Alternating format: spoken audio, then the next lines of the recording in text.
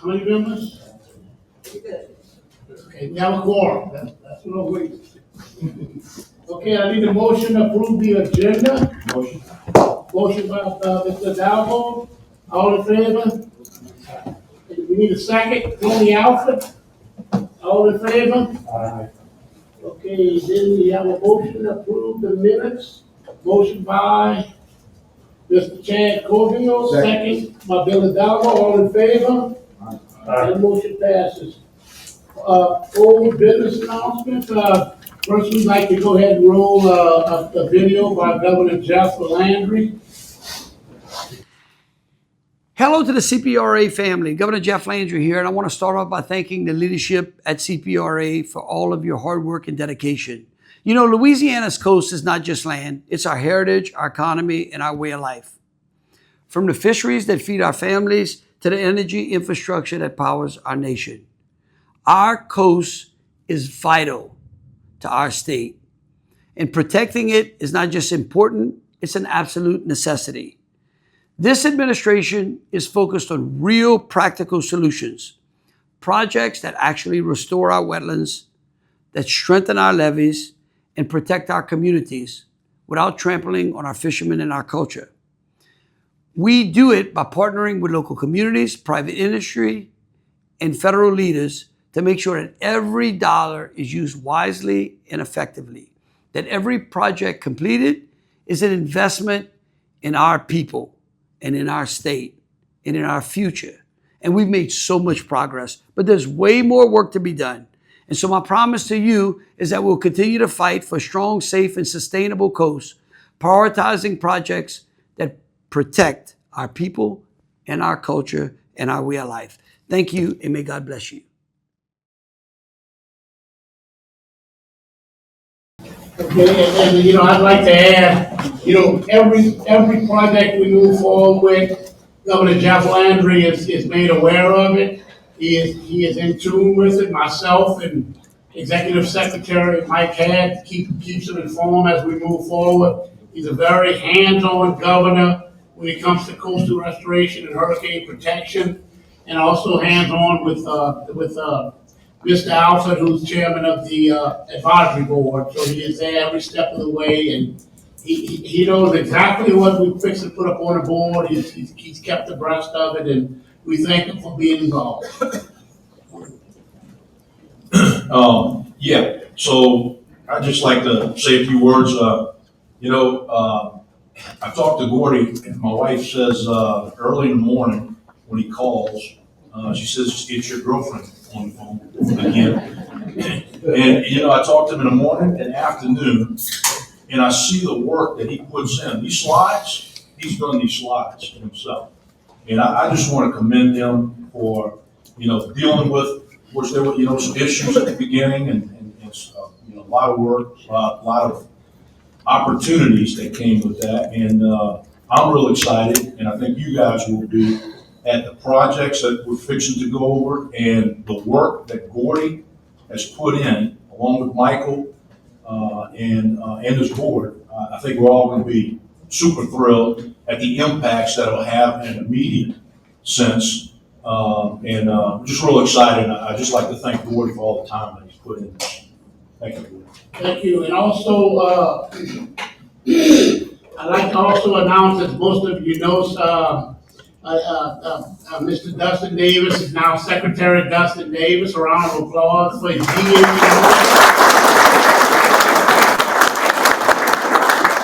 And also, I'd like to thank Glenn Day, who was here until he went to DOT as Secretary when Governor Landry appointed him, and then, of course, Mike Hadd, Executive Director Mike Hadd, stepped into that position, has done a wonderful job, and we're here to where we at because of everyone that I've just aforementioned.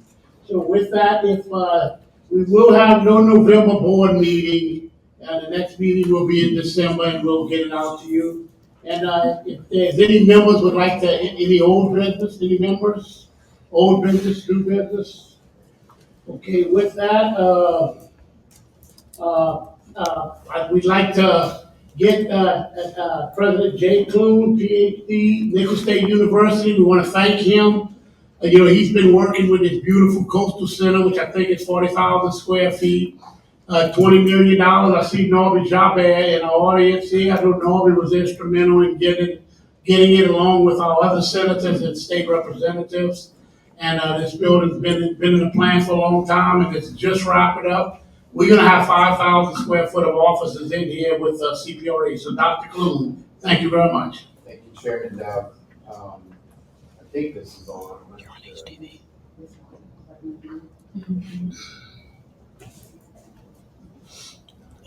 Hello? All right. As Chairman Dove said, there are a lot of people to thank, and he hit the high points. The governor, the legislature, our legislative delegation, legislators around the state, CPRA throughout this process have been incredibly helpful. Norby Chabert with Claytor Chabert back there has been instrumental in transforming this campus. As some of you have probably seen as you come on. I also want to thank Ms. Lacey Crochet, who's poured her blood, sweat, and tears into this space. If you ever build a house and you want an inspector, get Lacey Molosson. Too many Lacey's. Lacey Molosson to inspect your place. Again, it's a 40,000 square foot building designed by DDG, built by Ratcliffe companies. It's a collaborative space. It's an innovative space. You see a lot of windows, not a lot of closed spaces. Glass-walled offices, conference room, laboratories. You can look into anything and see what's going on there. It's going to be home to CPRA staff, Governor's Office of Coastal Activities, Barataria Terrebonne National Estuary Program, Restore Our Retreat, and many others. We've already outgrown the space, so we're building an annex off the back, thanks to Congressman Graves and his work at the federal level, and the legislature at the state level will build out the William Clifford Smith College of Engineering, who will also house stakeholders right behind this building. Could not be more excited about that. But there are a lot of great things going on in this campus. If you rode around, you'll probably see the new Thibodeau Regional School of Nursing building going up as well. We have new softball, soccer, and baseball clubhouses coming.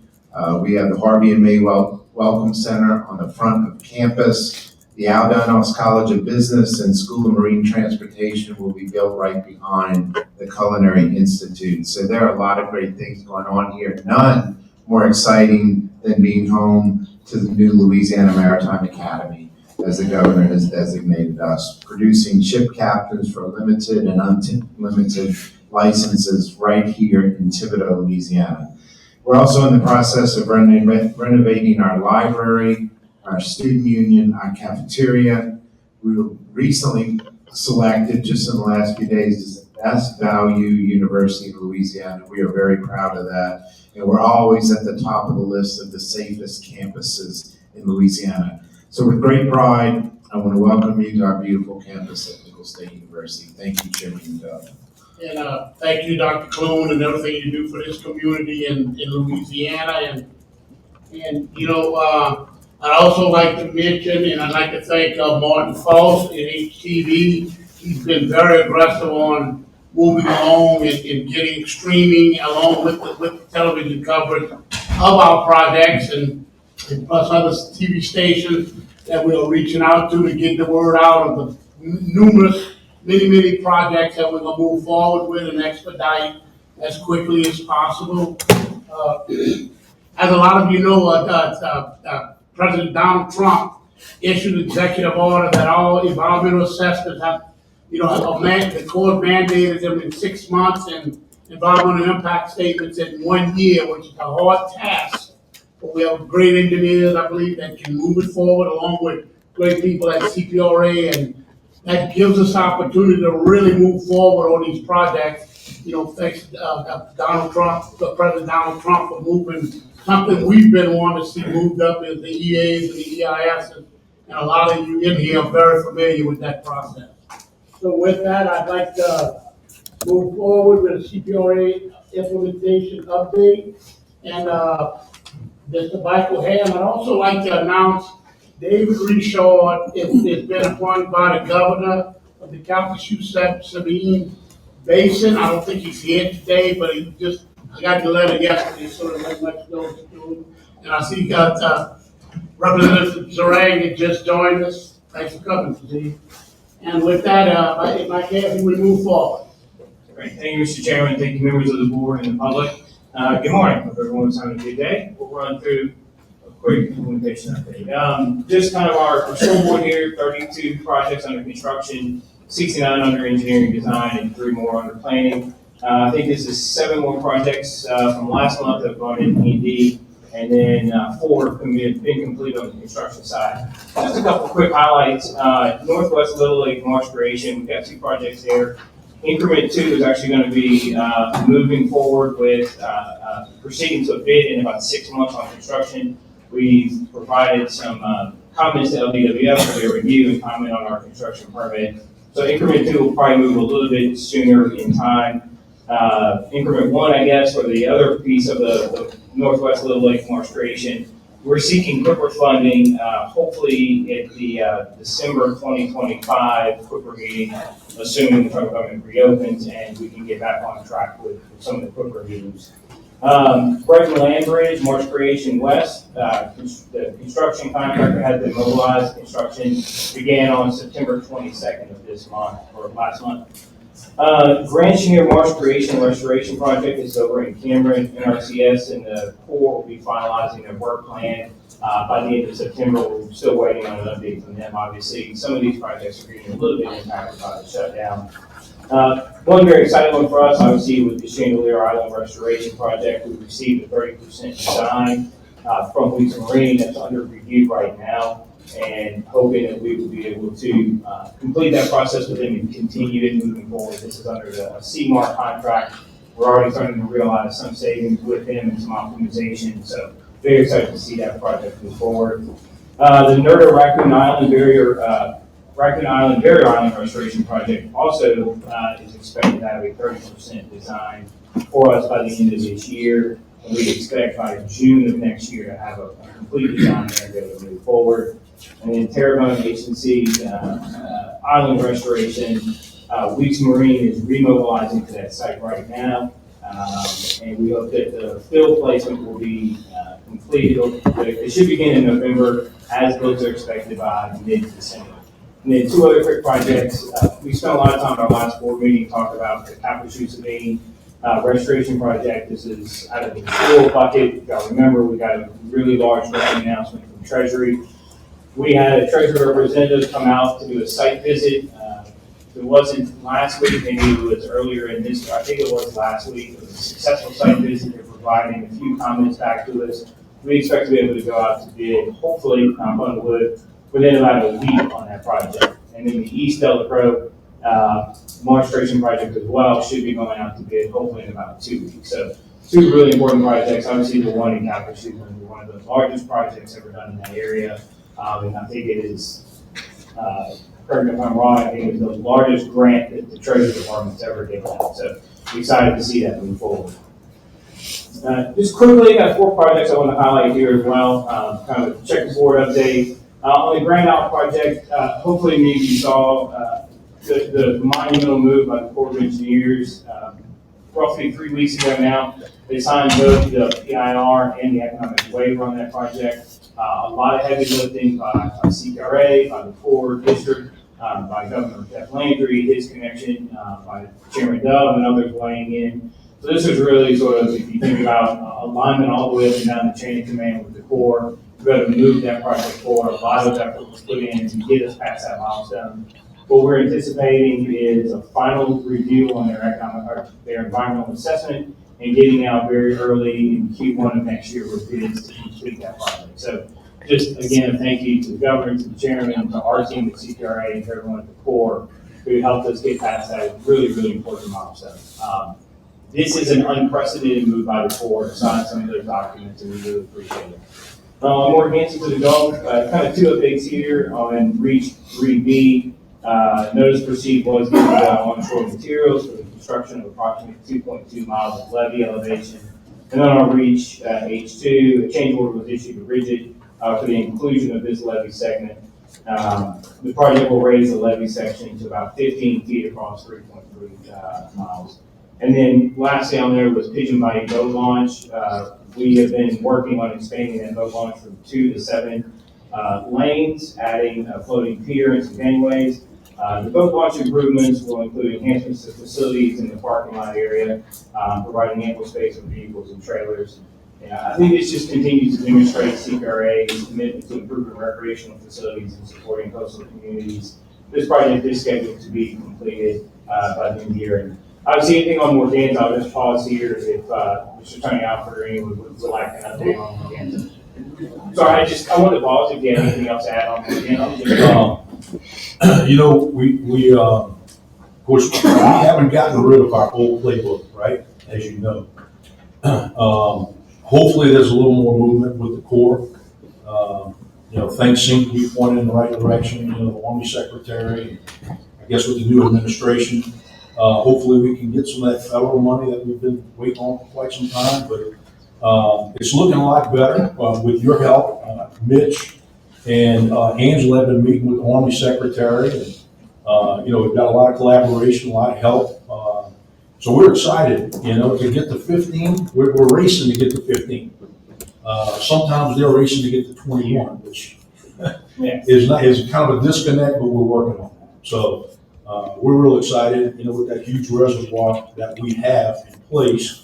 Having a 15-foot levee is about like having an 18-foot levee in the Fouche to have it terrible with the huge reservoir we have in between. So that's where we're headed, you know, and we're not going to stop. You know, we just, of course, the funding thing at this point, right, as you know. And so, thank you. Yeah, no, I hope to be able to update the board on some significant progress we're making with other existing federal policies right now. Again, we've had, I think, very productive meetings with the Corps. They all sound good, but until we get words on paper and we start to execute things, that's where the rubber meets the road. But I would just say that their commitment on Grand Isle, the proof is in the pudding so far. When they say they're going to get something done, this administration has been able to get that done for us. So I have a lot of high hopes that we're going to move some projects forward in the innovative way.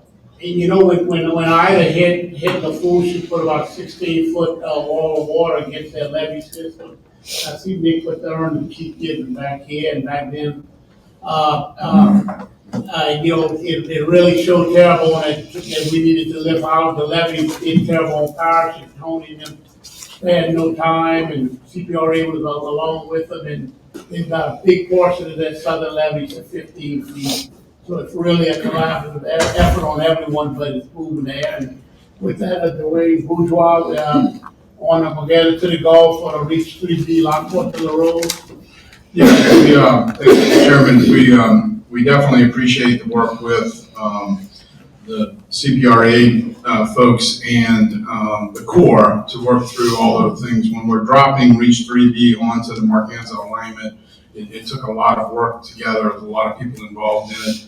I'll be reporting on it in my section, but I just wanted to thank everyone to be able to get us to the point where we actually put it out for bid and made the award in the last month. And so that's some of the first dirt that we're putting on the ground inside the Morganza line. We're working on several other projects, and we'll talk about that later, but I do want to make sure we thank everybody for that. I believe they're working diligently on Reach 1, trying to get that moving, and that's from the road forward.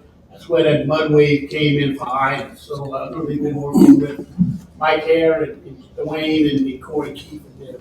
And on Grand Isle, I'd like to say, I want to thank the governor because, you know, for his efforts and others' efforts, we got the assistant secretary of the Army down who, like, you know, signed the PRA and everything else we needed. And, you know, we're looking at April, May of next year to go to construction. Actually, when we under construction, but we're trying to move that a little bit faster. But the Corps, you know, the Corps, so we are trying to move them. But I mean, we had General Peoples down, we had General Spelling, and we had the Secretary of the Army along with Jeff Landry and others. And so it was a really big push to get. It's about a $65 million segmented breakwater rock. It's to complete the rest of the rocks in Grand Isle. And cause I got to thank David Coleman there who never stopped pushing. I don't know if he's here today, but he's been instrumental in keeping everybody on their toes on that. Unlike Tony with Morgan, you know, so. With that, go ahead, Mr. Executive Director.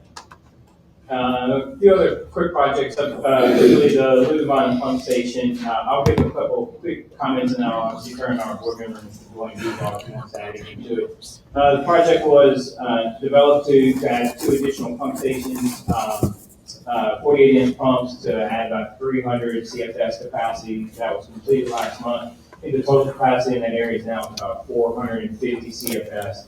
This was a project that was about $8 million in total, comprising both of some Mesa funding at about $6.7 million, and then North Foods Levy District came in with a match as well, about $1.2 million. So appreciate the collaboration there to get this project done. I'll turn to Mr. Bourgeois if he has any additional updates. I'll just cover it. Okay, thank you.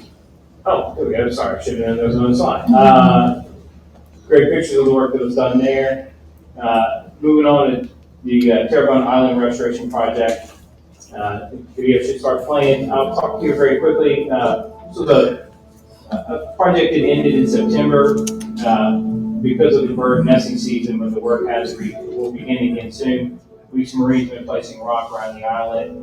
Dredge placement of the fill on the islet will begin after the rock placement is completed. There's a number of projects that are still segments or elements here that still need to be completed, but we should be on track to have this project completed by the end of the year.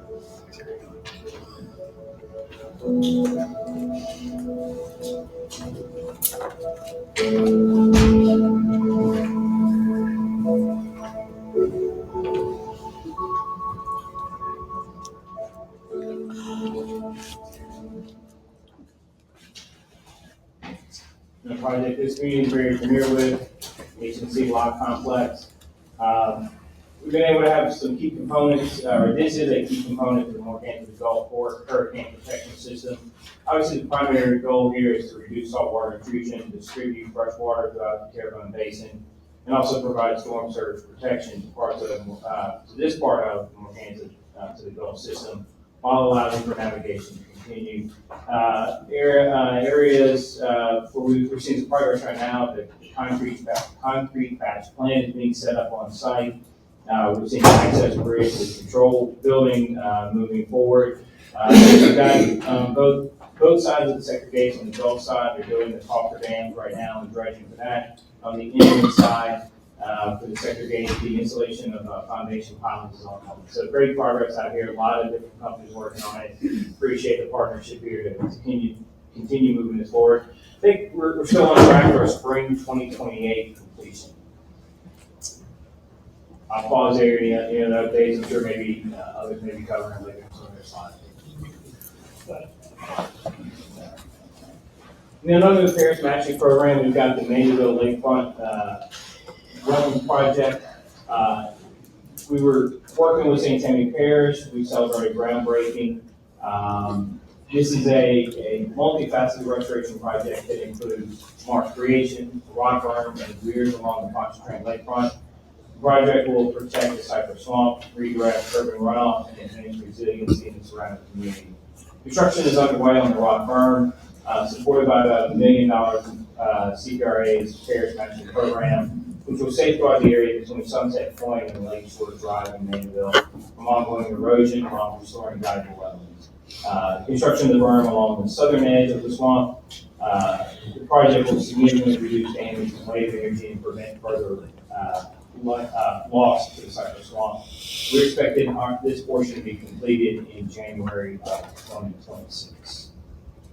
And then on just a few community activities, some of y'all may have seen, I just want to thank our friends over at FAR for allowing me to join the panel with them. A few weeks ago, we got a chance to talk about CPRA, the priorities moving forward. Obviously, we continue to have a lot to talk about, and we appreciate people that give us the forum to be able to do that. If anyone didn't get a chance to watch the webinar, you can scan the barcode there and have a chance to watch it. Again, just thank FAR and other community partners for allowing us to get our message out on what we're doing. It's something that's very, I think, familiar to this community. Roo Fest will be this weekend. I just wanted to note that CPRA will be out there with the table. This event is the primary fundraiser for the Louisiana Wetland Discovery Center. Again, this is an organization that helps revolutionize how we think, teach, and learn about Louisiana's disappearing coast. We encourage everyone to please come and join us Saturday, Sunday from 10 a.m. to 5 p.m. at the Fairmont Civic Center. Again, appreciate those things that are supporting education in our community. We're one generation away from forgetting the value of our coastal community and what it means. So this is an ongoing effort that needs to be sustained. So we appreciate the organizations that can fund to it. And appreciate our staff. I'll just say thank you to them who will be giving up part of their weekend to have a table out there. After that, we have Ocean Commotion. This will be at the end of the year, end of the month in October. This is hosted by Louisiana Sea Grant, Louisiana Sea Grant. This will be at the Pete Maravich Assembly Center. Again, another educational opportunity where it brings K through 8th grade students, teachers, and various exhibitors together to look at coastal and marine science projects in a hands-on way. Purpose of the event is to raise awareness around Louisiana's coastal ecosystems, wetlands, marine life, water quality issues, and the human impacts on coastal areas. There's typically about 70 exhibitors at this event, and we would encourage people to come out and support that as well. And again, thank you to our staff who will be giving us some time to participate in that event. And then finally, the CTAC Coastal Connection Matchmaking and Network Expo. That'll be next month. That'll be right back here at Thibodeau or Nichols, November 12th. This is a very similar event. If any of y'all participated in our Coastal Day that we do with the state capitol, we often have an event where we connect prime contractors with subcontractors that want to work in the coastal and water management sector. This is another event to really support that. So as we think about how we support Louisiana businesses, opportunities like this are really important, especially for new and emerging companies, to connect with some of the more seasoned prime contractors that have worked with CPRA and other institutions, so that they can get their foot in the door. So we are committed to supporting Louisiana businesses, helping them to grow, and making sure they're connected with other companies that have been doing this very successfully. I think it's not, is the website on the next slide? No. We can certainly distribute, there's more information at www.louisianaactac.org. Again, that's louisianactac.org. And with that, Mr. Chairman, I yield back to the board for any additional questions. Yes, is there any additional questions, members? Member Jerome, Secretary. State Representative Jerome Durant. And I don't think it's maybe Mike or Chairman, so we've been getting a lot of questions and hearing about MIT-RET, and just wondering if at next month's meeting, there, can we get an update on where we all MIT-RET and that forward? Sure. I think your microphone was off. I just repeat to everyone. Mr. Durang asked about an update on New Brighton. We did move to withdraw that permit. We were reaching on some deadlines before that we knew weren't going to be achieved. Decisions have been made because of financial viability of projects like that, and we're going to make sure we concentrate our funds and redirect them to other more important and I think more sustainable projects that we can do in the future. I'll certainly yield to the chairman for any update, but the permit has been withdrawn. Right, and also besides the monetary reason of the cost of it, along with they're getting obligating donation funds for decades to come, like Barataria would have. You know, you also have Carnarvon to the north, which is 8,000 CFS, which is only being run at 1 to 3,000 CFS. You also have Mardi Gras to the south, which is 35,000 CFS. You have Neptune to the south, which is 119,000 CFS, which we should sign an agreement with the Corps, and this is the Corps' decision, is to choke that down to 80,000 CFS, and that and other reasons that we withdrew the permit with the Corps, and then DENR filed with the coastal use permit, of course, and that project is canceled. Well, just wondering, because, the decision was made, and just wondering. Just so that I think there's a switch on the bottom. Thank you. And so just wondering in terms of, I think it was in September, it was pulled or whatever, just to get an update to the board, because I don't think we've ever had any discussion regarding the project, and then we heard it was canceled, so I was just wondering if maybe you could get. Yes, sir. Well, we made our intention known that we were gonna finish the EIS, since we did have federal parties involved in that. And as soon as the EIS, we were gonna pull a permit. And, of course, it was made known, and we pulled it. It's no use to keep bleeding on something you're not gonna build, you don't have the money to build. You know, when you look at Barrett, you look at Mid-Breton, and you look at Chafalot, Terrebonne, that was about $5.5 billion, and it was down to $2.8 billion in total, NERDA and NIFWIF funding to build these. What about all these other 145 projects? You know, well, at one point, you gotta have an add machine to add up, it just doesn't calculate. And you know, the money from the BP oil spill was meant for all the parishes, not just one or two projects. So it makes sense that we're now putting the projects in all, as much money as will qualify, we're putting it in other projects from the NERD and NIFWIF funding, and Costco Mesa is for all 23 coastal parishes. No, I get it. I was just wondering in terms of, the direction in terms of the master plan, because we don't have, I guess, any other designated sediment diversion projects. These were two of the major ones that are no longer part of the plan, which influence, obviously, the plan. Just wondering path forward, what we're gonna do, how we're gonna address the interaction of the remaining projects based upon the interaction with those. And I know that's all gonna be coming out with the modeling and the master plan, but just in terms of why this project, you know, we canceled it, and just wondering if it was just money, that's one thing, but it'd be interesting to know if there are other reasons, just money, because again, if it was money, we just canceled a $3 billion project, so there was potential money. So just wondering why, and just if there were other reasons other than just we couldn't afford it. Well, I mean, Barrett was canceled not only for money, but about 15 other reasons, as you saw in the slide presentations I did in your committee, and along with 4 other committees, which was unanimously voted on. That was due to part of the Andy plan, except for 2 dissenting votes.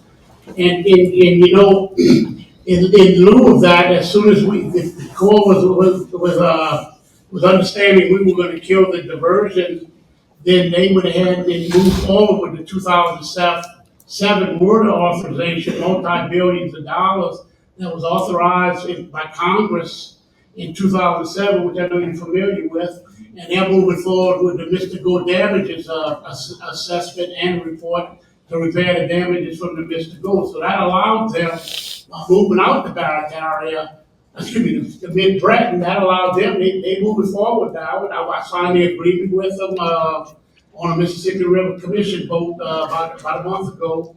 So there is something being done, and I don't know if he doesn't have it on his slides, I have all the projects that are in Mid-Breton, which is quite a few projects as we speak, and we are adding a couple, and we're working with President Hinckley, and we're working with the St. Bernard on St. Bernard, and on projects in Breton and Chandeleur Sound. Of course, as you know, it's with the construction. It's going to construction, as they announced earlier, on the Chandeleur Island, 13 miles. So there's many projects taking this place, it's just not moved. Right, no, I understand. Well, need it or not, the intent is to have the project in the master plan, and having the project in there influence the other projects. And just wondering how we're going to address removing that. I'm sure that's gonna all come out in the modeling, I would hope. And what those other projects, or what other projects could be influenced by not having those. So it's going to be removed from the annual plan this next session, and the next 2029 it'll be removed. I mean, remember, you had land bridges that was on there for 12, 13 years that were never done. Right. So that's not the first time any project was canceled off the master plan, or was never done. Correct? You've been there since. Right, no, I don't disagree, but again, a lot of that, when those decisions were made, it was kind of brought to the board why, and the rationale, why those projects were either canceled or removed, and that was the only reason my question was just to discuss how and why, and where we are financially, because I know we've committed some financial funds to that project, I think to the tune of maybe 50, 70 plus million to that project as well. So, Yeah, you spent $70 million on the engineering on something you didn't originally have the money for. Now, I've been a contractor, I've been a businessman for a long time. You don't keep moving on a project, you don't have the money to build it, you don't anticipate getting the kind of money to build it. So that's another reason that it was killed, it made absolute, and you're not even running Carnarvon at 1-3. Jerome, if you look back, go back and look at the Carnarvon operation, they don't run no more than 1-3, 1,000 CFS. and most of that's political It's decisions. 8,000 CFS. Well, that's, so the shrimpers and the oystermen can make a living too. Well, it's not only that, I mean, the whole deal was to help, the original intent was to help the oyster fishermen. If they operated as such, it might even do that. But that's a freshwater version, it's nothing what we're talking about in terms of the sediment version. And again, we can't base every project on whether we're gonna do it or not, whether we have the money in place, because a lot of projects we've instituted and actually are constructing right now, against the Gulf and others that we don't have all the money for. So again, my only point is, you know, is we could just maybe discuss this sediment diversion again, which is the other major sediment diversion that is no longer in the master plan, and the decision process to how we got there is all I'm asking. But Representative Serrano, you can't compare this Mogan to golf. Mogan's a golf, they've done it, they did the reach by reach, and section by section and gate by gate. When you do a diversion, you have to have the money there. You can't move on a $1.8 billion diversion or a $3.1 billion diversion like Barataria and move forward on these projects. That's incorrect stating you move forward. You never want to stay no more than 20% to 25% ahead of your money. If you do collect monies and you have monies coming in, you can't go 400% more money than what you have and turn around and expect to be able to do this project one day, because as you know, the engineering gets stale on. You're gonna have to redo up all the engineering. And again, I don't want to belabor the point, but the whole point is you know, whether or not we move forward with Mid-Breton, the money could have been there, or there would have been possibly sufficient funds. So, again, we're not doing that project. I get it. I was just asking for maybe an update in how or why, and where we're moving forward from there. I plan to update the legislature, and I'll be happy to update you if you'd like, one-on-one. But I'm gonna update the legislature when we move forward with the energy plan on why we took it out. And we'll have a complete update. And I anticipate that, but again, I don't think any of the board was contacted when that decision was made. I don't think anyone.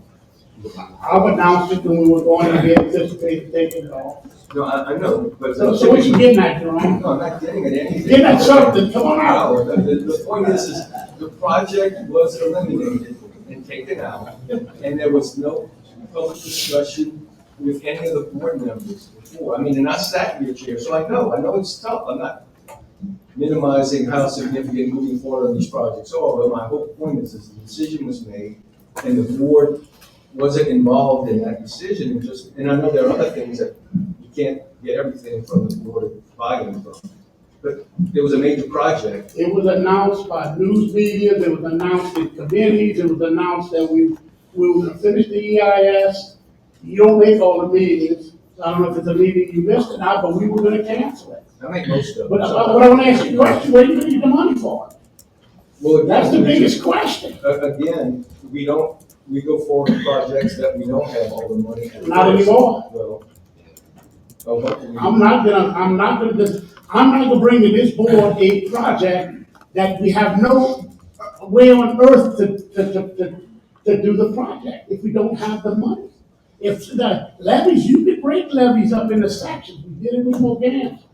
We're actually doing it with Upper Barataria risk reduction.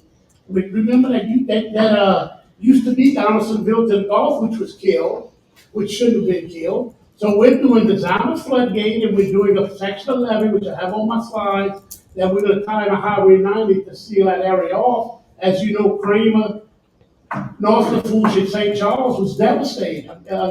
St. Charles was devastated with Ida. Those gates are moving forward. That's being done in sections.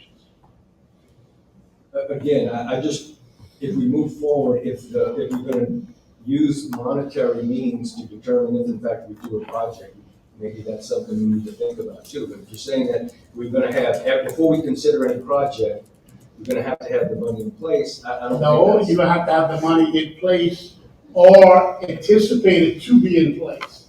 As you know, you get $185 million a year between Gomesa and the royalties. That's been cut back as royalties are down. It should be 200 million. As you know, you have, capital outlay, and you have surplus funding, and you have what's ever left on the BB money, which is about $2.8 billion. But we put a lot of that money in interest-bearing accounts that we've been working with the team, myself and, the executive director, and we're gonna pick up a few $100 million off the interest over it off another next 5 years. So we're anticipating what money we can spend, and that's what we will spend. I'm not gonna go jump into a project that's I'm not even gonna bring it to the board, most of these guys are businessmen. I'm not gonna bring something to the board like they've done in the past that you cannot fund. You can't fund, you can't have $10, $12 billion worth of projects out there with 2.8 billion anticipating and maybe another billion over the next 3, 4, 5 years. I mean, it's just not good business sense, and we owe the public and everyone here fiscally responsibility. And that's what, under my leadership, we're gonna do. Again, no one disputes that, and I think, first and foremost, I think we let the science and the engineering to drive the decision process, and as we work toward that, the money hopefully will come to place. And that's my only point is, as we move forward, just engaging the board when we make decisions. As well. We'll go ahead and go to Andy Plan, we'll submit. And if any board member here would like to know any other reasons why, I'll be happy to sit down with each one individually, or bring it to the board if they so choose. But the projects you'll see here are projects we can do, we can afford, and it's going to protect more than just Plaquemines Parish on Barataria, which Plaquemines didn't even want. So, so we're moving with projects that these parish presidents really want also. That's something that CPRA needs to make sure that we continue to do, is local levy boards and ports and parish presidents are on board with us before we step into their parishes. That's it. Thank you. Let's go, Chairman.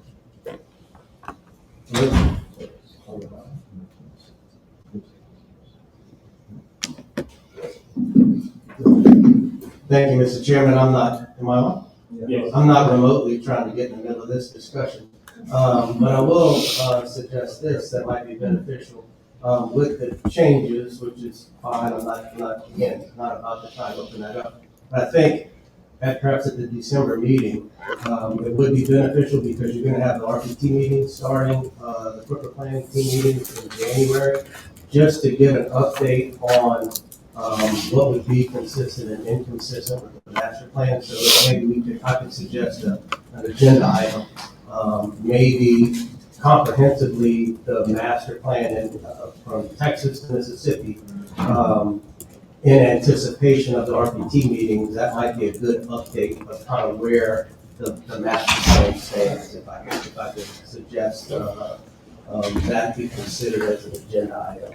Because we're going to have those meetings in January, which will probably be before we meet again as a board. So that would be a good update for all the planners and all the respective parishes to kind of, what are we looking at going forward as we start to plan for the new implementation.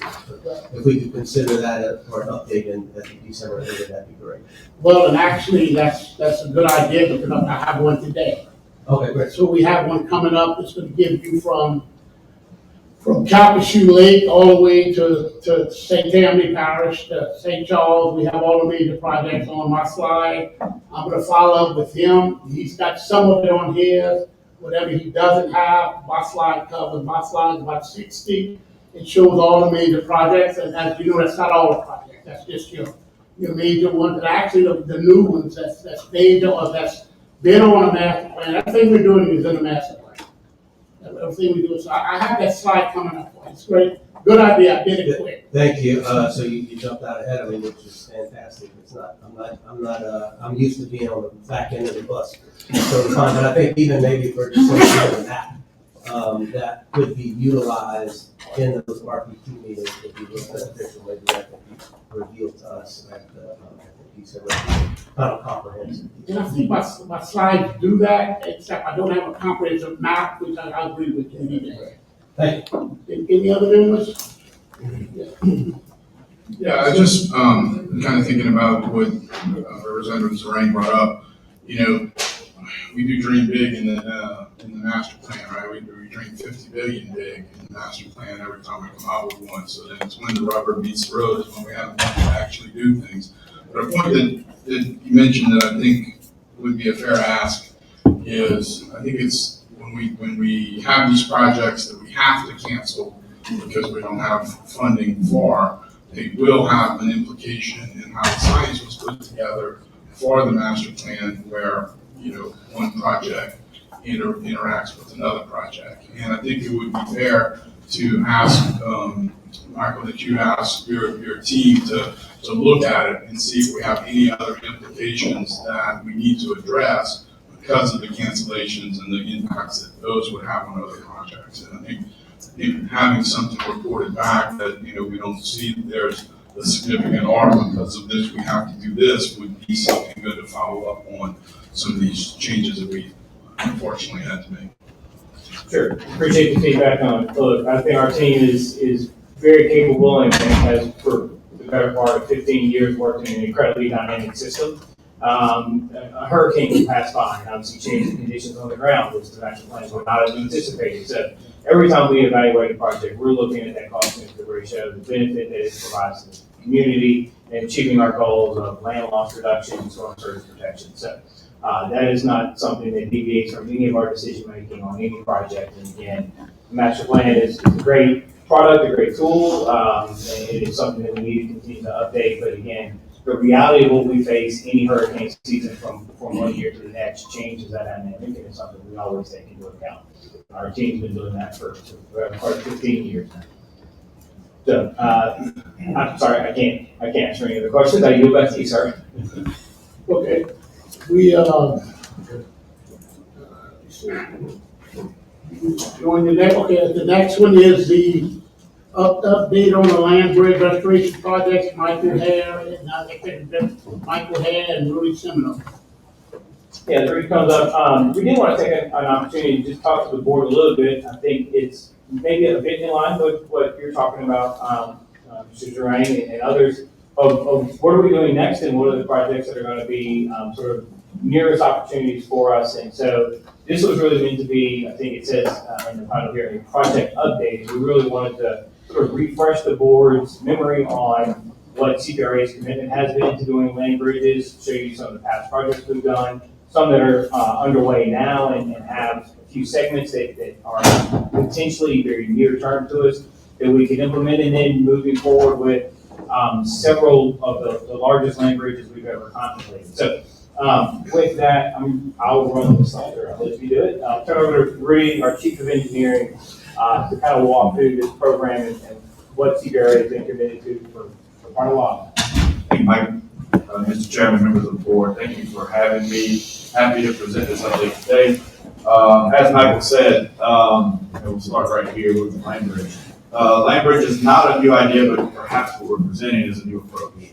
And that's how we want to communicate this. So we'll walk back, think about some of the things we've done in terms of land bridges, but also distinguish what we're doing moving forward.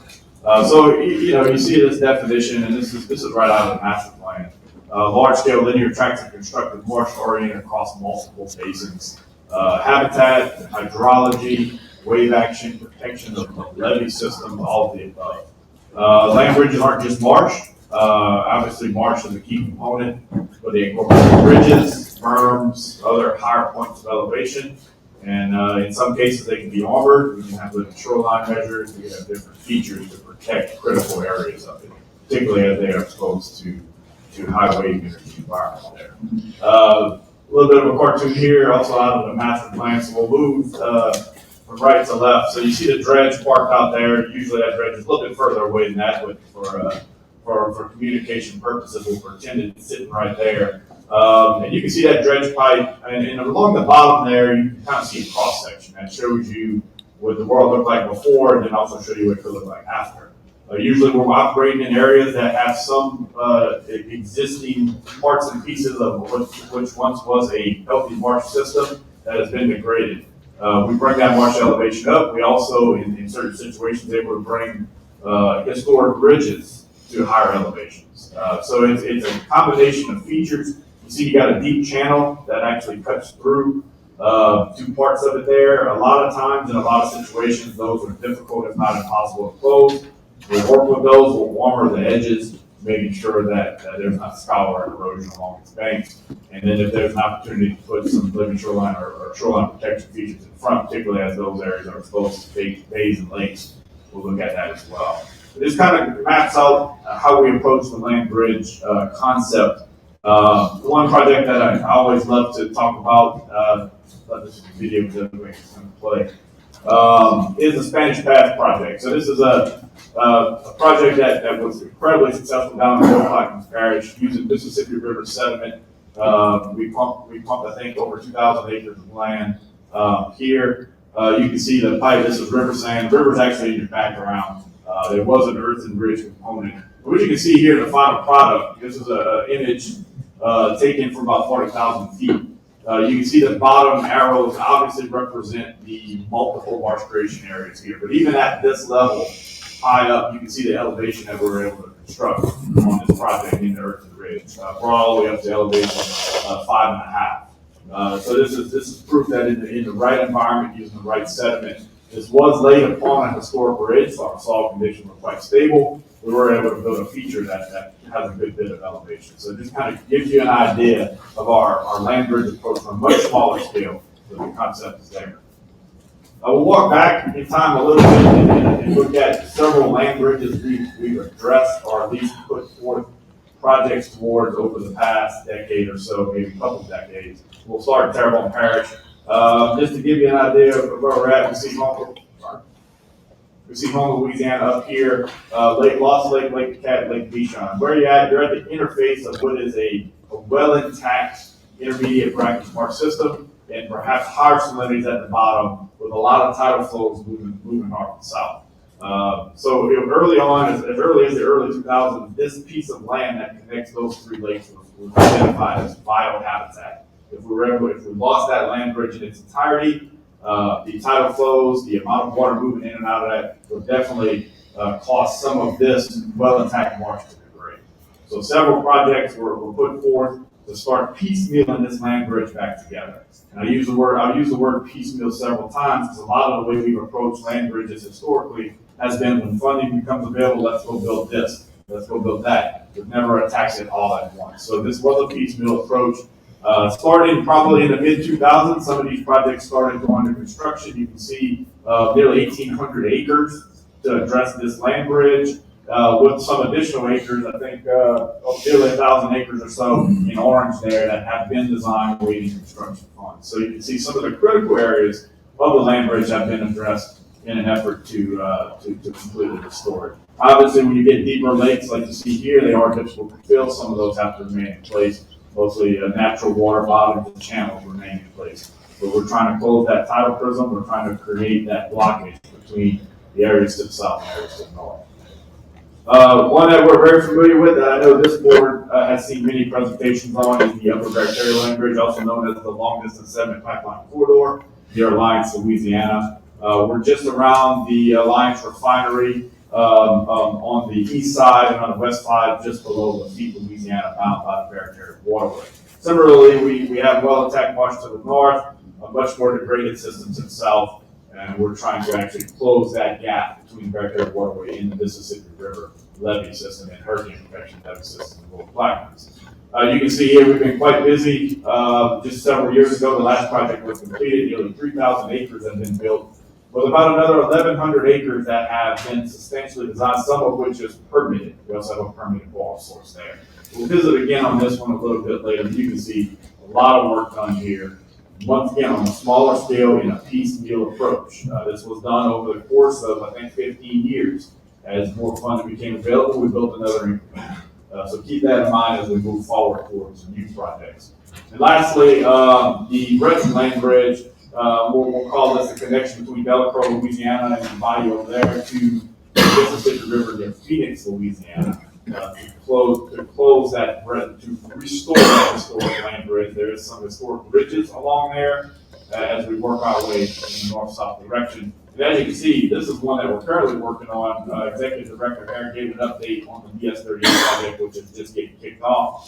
DS-32 project, the Mid-Brett Land Bridge, is the northern part, which is nearing completion, and we have an additional 800 acres which have currently been designed that we're waiting funding on. So you can see substantial progress being made on this land bridge as well in that peaceful approach.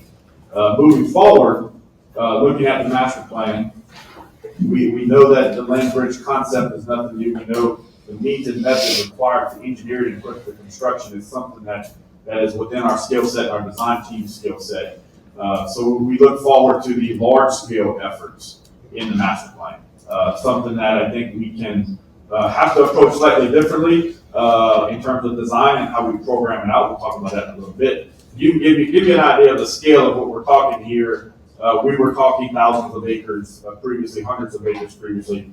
The Barataria Land Bridge, which goes from the Mississippi River all the way out to Lafourche Parish, is over 10,000 acres in a benefit area. We do anticipate this system being constructed with Mississippi River sediment, but also as we move towards the western side and extend beyond the reach of dredging capability, we would look for local borrows, bayous, lakes, bays, even the Gulf of Mexico. So you would see some different types of construction methods taking place, different types of equipment, all working concurrently to restore this area. But you can see a bank stabilization, living shoreline features that where possible to protect the things that we build, particularly as we get closer to highway and community environments. So we've scoped this out. We've engaged the design team, Royal Engineers, to start this process. We actually kicked off the phase one over a month ago, and you can see some of the scope of that phase one. First and foremost, is there something we can take to construction soon? We're an agency that likes to increase the number of construction projects that Michael presents every month. We want to move something to construction. Looking at alignments, we're going to go through a screening process. We'll talk about that criteria towards the end of the presentation. Our alignment may not look like the master plan polygon looks. It's very unlikely that it will. We'll have to look at what those alternatives look like. What's the most reasonable? This board will get a presentation on alternatives at some point to keep you informed as to the best possible places to put this land. And then look at synergy with existing projects. There's a lot of work, particularly on the Plaquemine side, that is taking place. And we take advantage of working and complementing those projects with these land features. As we get into phase two, we now will have an alignment. We'll initiate data collection, and then we'll start actually breaking this large 10,000 acre feature into design packages. I do think this is going to take a tremendous workforce on the engineering side, and you'll have multiple design teams moving forward all together with a programmatic approach, making sure that design criteria are in sync and that we're all kind of singing from the same sheet of music as we engineer this thing.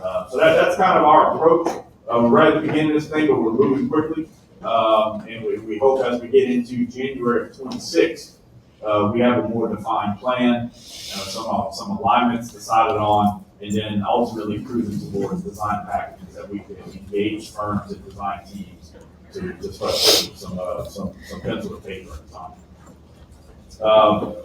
What we did here is I took the master plan feature. We have a design team actually draw a domain. So I talked about alternative alignments. We don't know where those alternative alignments may fall at this point. We do feel it will likely be, along the southern end here. However, we did broaden our domain a little bit, just to give ourselves some options.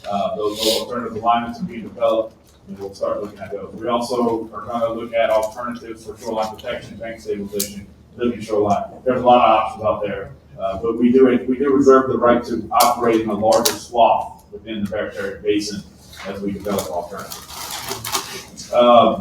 So we did task our team to come up with a near-term implementation plan if we want to consider moving something to construction sooner. We did have the land bridge along the top. It is near complete. There are several sites that have substantially been designed, some of which have substantially been permitted. we do think there's a strong consideration for moving those, as Michael said, into construction and concurrently designing the rest of the land bridge. I do think that is a good move on the agency's part to continue to put land on the ground, put land between where people in Plaquemines and Jefferson Parish live in the Gulf of Mexico. Obviously, this has been an area that has been well supported by Jefferson and Plaquemines Parish in terms of the very long distance sediment pipeline corridor. This would actually complete that entire land bridge, which would be a big accomplishment for all the stakeholders, including CPRA. Moving over to Terrebonne, very similar concept. The master plan actually has two projects in this area, so we'll approach them together. The Eastern Terrebonne Land Bridge East, which kind of goes from by Lafourche all the way out to the Terrebonne-Lafourche Parish line. We're looking at about a 5,000 acre benefit area, give or take, as the master plan shows it. Here, I think the major difference is we have the potential to provide critical buffer to existing levee systems that are either being built or haven't been built. This is that first line of defense, maybe even second line of defense if you have the Bear Islands and the bridges. I do think you're probably not going to be close enough to the Mississippi River, primarily built with local ball sources, even the Gulf of Mexico, to build some of the sediment. So it will be slightly different looking than what you saw at Spanish Patch, which is like heavy river sand. You would expect to see a much lighter material containing that. And once again, stabilizing, protecting the shoreline where we deem it to be fit. Kicking over, when you cross the parish line, the second project in Terrebonne is the Eastern Terrebonne Land Bridge West Central. Much larger, you're looking at 7,000, 8,000 acres total on this one. Same approach. We're gonna take this thing from the parish line all the way out to about Terrebonne, and look at the same features. Obviously, you start to get into some challenging areas to build. We're gonna address all of that. I feel we got the right design team to look at it and move forward, working with Mr. Alford and his team as well, looking at this. These guys know this area a lot better than anybody else. We're gonna approach it the right way. Yeah, this would tie into the Terrebonne Ridge restoration that's been planned for years. Correct. That's already funded and we're waiting on land rights, correct? Correct, yes, sir. So that ties all that in together. Yes, sir. I might even have a slide on that, so. But I like where you're going. I take that back. I don't have a slide on it. Right on cue. Thank you for that. So yeah, we will, the Terrebonne, right behind this mountain state there, you see that Terrebonne Bridge. We've had a project that's been designed for several years. That's gonna be our near-term implementation plan. We're gonna move forward with that into construction as we resolve those land rights issues and get that thing in construction. Once again, concurrently while we're developing design of everything else, we'll be building something. I think that should be our goal. We should always be building something while we're concurrently designing something. The land bridge only enhances the Terrebonne Ridge restoration by helping protect it. Correct, yes, sir. As well as the organic Gulf systems in the north. That's correct. And Brian is, gave me a new slideshow.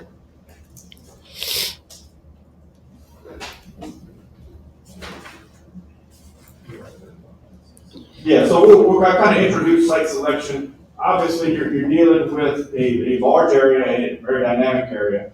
As we look to these alternative alignments and what they may look like, we're going to establish a set of criteria which we're going to plan by.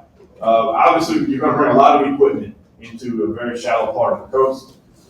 So access of equipment is critical. We see that project that we don't properly approach access for the construction contractor, we see much higher bids. So you're looking at pipelines, you're looking at oyster leases, as well as private landowners that we coordinate with as we move forward. So I think this slide is coming up here.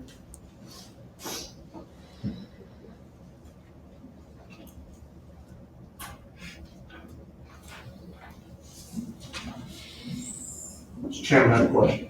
Yeah. I'm gonna wait on that.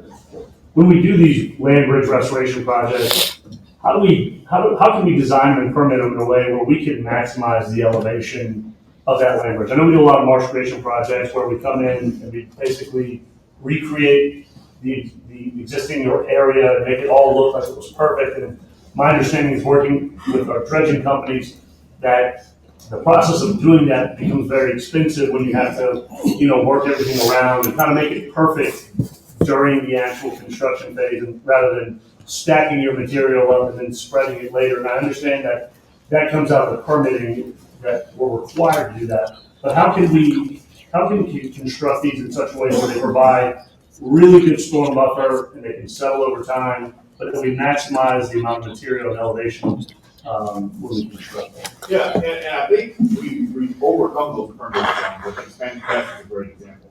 We permitted an elevation 5.5, I think might have been 6. And we were able to do that.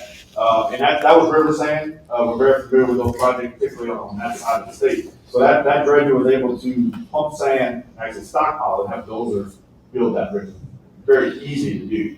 When you get towards the Terrebonne side, I think what you have to do is find some in-situ material, bucket dredge, pile up. Same concept. But I think as permitted bridge habitat is something that we have done our homework on and had success on. And I think we've pushed the limit to 5.5, 6 feet. I think the limit is more what the environment can hold in terms of subsurface conditions, right? Now, you could get into some of these areas where we approach it like a levee system and have a multiple lifts, where you could achieve a higher elevation over time. Of course, that comes with an extra cost, but I'm not quite as concerned as the permitting side of permitting bridge habitat. We've shown success with that, and that's why we always point, even if there is an impact, right, to the marsh by building that bridge, the tens of thousands of acres of marsh that you're building self-mitigates the impact of the marsh. So that's why if you ever see these bridge projects, you always see a whole lot of marsh that comes with it. Mm-hmm. Once again, it's good. It's good that we want the marsh there, but it's also self-mitigating any impacts of that bridge habitat. Thanks. Yeah, that's a good point. If you're actually looking at that, because I'll go right now to hit 5.5. But as long as you don't have a wetland impact, why not come back and try to get it to 10 or something to help protect, be, that way we have redundant levee systems. But right now, 5.5 has been our goal. Yeah, well, I just want to say, you bring up a good point, but, one of the things that we're trying to do, the money that's available, is do it within reason to be able to, to go that distance. And then eventually, if you go to 3.5, 4.5, 5.5, depending on how much money we have, you can come back and build it up higher. So it's, living within your budget too, in the process of getting all this accomplished. Yeah, my only statement in saying that was we want to maximize not only the environmental improvements that we're making for the habitat out there and the ecology, but also knock down storm surge as much as possible right at the front lines there along the edge of the coast. 100%. In one community that's big for it, you have some hurricane protection, Terrebonne and all over would be Lafitte. Yes. Lafitte's levees are only going 7 feet. So south of them would be nice to try to get them 12 feet or something like that. That's a good point. Yes, sir, Mr. Dowd. Mr. Chairman, and Rudy, it'd be nice for us to know the cost associated with each one of these. So when we see a land bridge or see a segment, we have an idea of what the cost to develop is. So, going forward, if we, and I think that we only have so much money to spend. So what are we getting for our dollar? That's what I think we all want to try to do. So, what's the cost that's associated with each one of these? If you could tell us that. We don't have that today, but like I said, understand. as we bring these things in the design packages, that is the intent of that programmatic approach, is to say, okay, this segment from here to here will cost this. Yeah, going If we forward. have those funds identified, we'll move forward. Like a good point. Lake Boards, and y'all may correct me, but I think that was in the neighborhood of 3,000 acres or 3,500 acres, so it's a little bit over 100 million now. And the Spanish land bridge is about 100. Yeah, a little over 100 A million. little bit over 100. Less acres. How many acres? Yeah, about 2,300 acres. 2,300 acres, $100 million. And I know what you're doing. You put the math there. Good. Okay. Thank you. Mr. Chairman? So I have a quick question. I like the land bridge concept. Promise I won't sing. Yeah, I like the land bridge concept. I was curious, and I was wondering if Mr. Semino hired out and said permitting is not an issue, because I'll sign up for your services at any time. But I mean, in my experience with the agencies, they have trouble with these concepts, and the WDA process, I would argue, is an absolute dumpster fire. So I was curious, maybe in CPRA, maybe again, I'm asking for presentations in future meetings, but I'm hoping that the science is sort of kept up and we can quantify the benefits of these land bridge projects because they're really good projects, but the other agencies haven't seemed to keep pace with the same philosophy, but where we can get that information out to the public that these land bridges do serve a function. And I'm very familiar with the challenges of the WBA and fish access and all that other mess that evolves in all these permitting challenges. This is a great concept. We've got to somehow get it out and get it bought in, particularly, maybe it's a good time as the government is shut down, we can make a lot of progress and get some of these things done. But eventually those folks are going to have to come on board. And I think it's going to be with the science supporting the benefits of all these land bridges. So this would be a great place, and this meeting would be a great place at some point. I'm sure there's somebody at some university that's looking at the benefits across the whole region to these land bridge concepts. Come present it, let's get it out there, get it accepted, so maybe some of these agencies can evolve as our coast evolves, because it seems like they've been having some challenges, particularly at the federal level. And I apologize for misspoke by saying we didn't have engagement. But we were successful, right? We permitted the Alliance Long Distance, Marsh and Ridge, Spanish Pass, Grand Yard, Bayou Terrebonne. So we have precedent, right? We created valuable habitat, we created rich habitat, and overall the environment's in better shape. Any progress is well. So, to your point, it won't be easy, but we have precedent. Fantastic. And Chairman, just so I'm not a liar, I did have I think I have an update slide. Good. So here's the refined version of the Terrebonne Land Bridge Restoration project put together by our design firm here. Once again, this is the entire thing, both master plan projects coming all the way from Bayou Lafourche, even crossing over. We're going to actually reserve the right to continue this project in some of these areas below Coventry. All master plan projects, all consistent with the master plan. You see the list there on the left. And I'm sorry, Chairman. Elevation, order of magnitude? Well, I think the marsh would be similar at elevation to we've always built 2.5, 3, and then the ridge, I think we like Tom said, it becomes a point to you operate within your means. We could go a wider, longer template with a lower ridge elevation. We go a higher ridge elevation, but you may not go to a slide, right? Those are some of the things we'll screen out as we look at alternatives. Just to summarize that scope as well, very similar. What do we identify as a near-term project? What can we go move to construction where we can currently design everything? That's taking place as we speak. As we move into phase 2, as we begin in 2026, we'll start collecting data, refine those alignments, and breaking these things into packages to start designing. And here is that Bayou Terrebonne Bridge project, Chairman Dove. It's quite large. The scale of this map does not do it any justice. One of the biggest bridge projects ever, about 1,500 acres. Engineering design is essentially complete, waiting some landowner approval as we move forward into that critical habitat over on Bayou Terrebonne side, which is kind of one of those western bounds of the master plan project. All right, site screen and selection. I think I introduced this. We bring a lot of big toys to these projects when we build them, and that's necessary. Most of the equipment you see on the screen, everything from the hydraulic dredges to the pipeline, booster pumps, you see the excavators, you even see equipment placing shoreline stabilization features there. We need 5 to 6 feet of water, if not more in some cases, to get this equipment in. That's difficult in certain parts of our coast. First and foremost, long gas infrastructure. A lot of times it's difficult to float this stuff in over it. We got to relocate it. That takes time. That takes coordination. Private lands, even collecting data on private lands is difficult. We need to get past that. That is something that we're going to work through as we're selecting these sites. Install conditions. A lot of levee guys in the room understand this. Soft soils out there. This is an extreme case when you look at those shear strengths and high moisture content. You're really not building anything on a soil situation like this. However, we will screen out sites that we think are not suitable and prioritize sites that are more suitable. Once again, historic bridges have very stable soils. We can build on top of historic bridges. We've had a lot of success with that. You would see a much different picture in terms of the soil work. I think that's my last slide, Chairman Dove. I'll we'll hand it back to you and entertain any questions. Mr. Bourgeois. Yeah, really, if you can go back to your last Barataria land bridge slide. Yeah, that one work. Just something I wanted to point out, and actually, Director Hare. Sorry.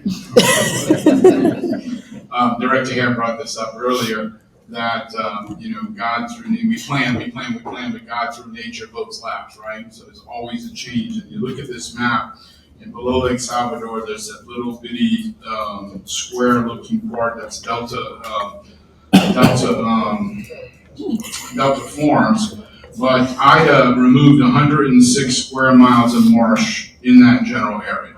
And while that creates problems, it also creates opportunities. When you're this far from the river and trying to build things out there, I think you're gonna find material in places that historically it was not, right? In certain bayous and other areas there, that might be a good source for that.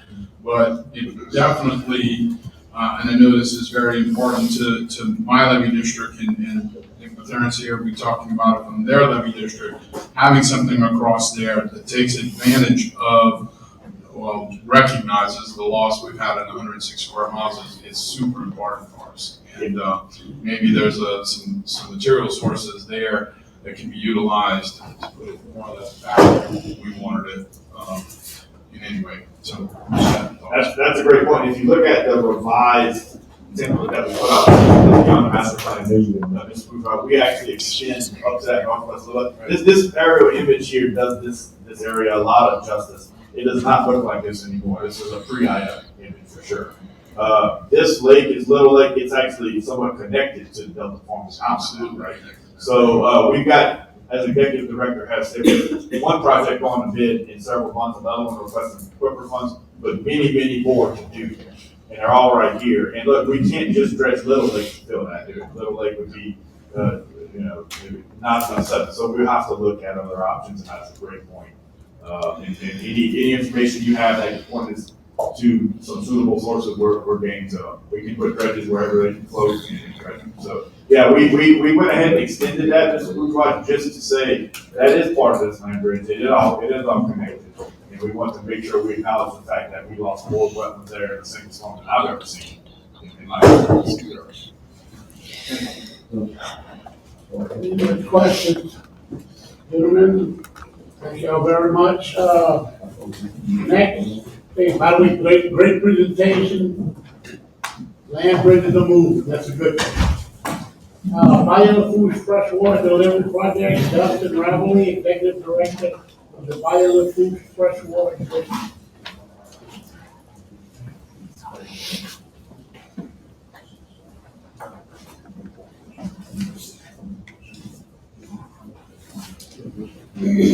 All right, thank you, Chairman of CPR and board members for giving us the opportunity to present an update to you on the Biolafouche pump capacity improvement project, 221. My name is Dustin Ravelli. I'm the executive director for the Biolafouche Freshwater District, and I'm joined here with Ms. Alicia McElhaney, who is our project manager at CPRA. To begin, I thought we'd kind of take a step back and discuss some of the history of this project. So the concept of increasing the flow of fresh water into Biolafouche has actually been around for quite some time, and it goes back to 1993. But I'll point to the first bullet up here. Back in 2006, under the DNR, they commissioned what was known as the Mississippi River Reintroduction in Biolafouche. And that project itself had several sub-component projects.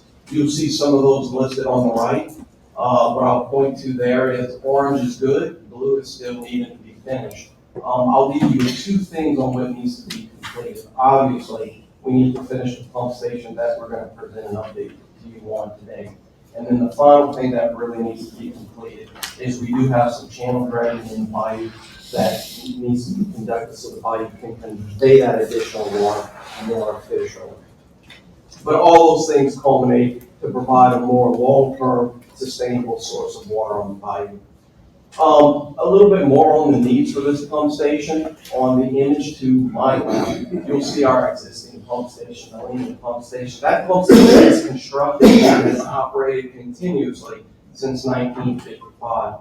What's interesting about this station is if you go back to when it was first constructed and turned on, they had one 48-inch pump that they ran intermittently. Today, we operate all four pumps, and I believe that is not enough fresh water in the bayou. When you leave Nichols, if you go past right in the front along LA1, when you look at the bayou, you now have Terrebonne, Lafourche, West Ascension, and Assumption all 100% rely on the bayou, not to mention the sugar mills. And Terrebonne Parish, just 2 days ago, switched off the intercoastal. They're also 100% reliant on the bayou now. Looking to the right, this is what you're going to get an update on today. This will be the new pump station. We're going to go from 400 to 1,000 CFS. The new pump station will have the capability to expand that 1,000 to 1,500 to have some redundancy.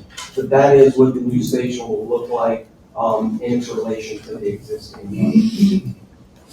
Before I start showing you some pictures of the new pump station, this is an overall project layout. Just to orientate you, on the left, you'll see the Mississippi River with the intakes that jet out into the river. Moving left to right, as the water passes through the intakes, you'll see the pump station, which is those two rectangular gray shaded boxes. From the pump station, it'll go into the discharge pipes. There'll be 6 discharge pipes that run through the discharge corridor, and you can see how it kind of snakes down to the mouth of the bayou, and it terminates at the discharge structure, which I'll show you shortly.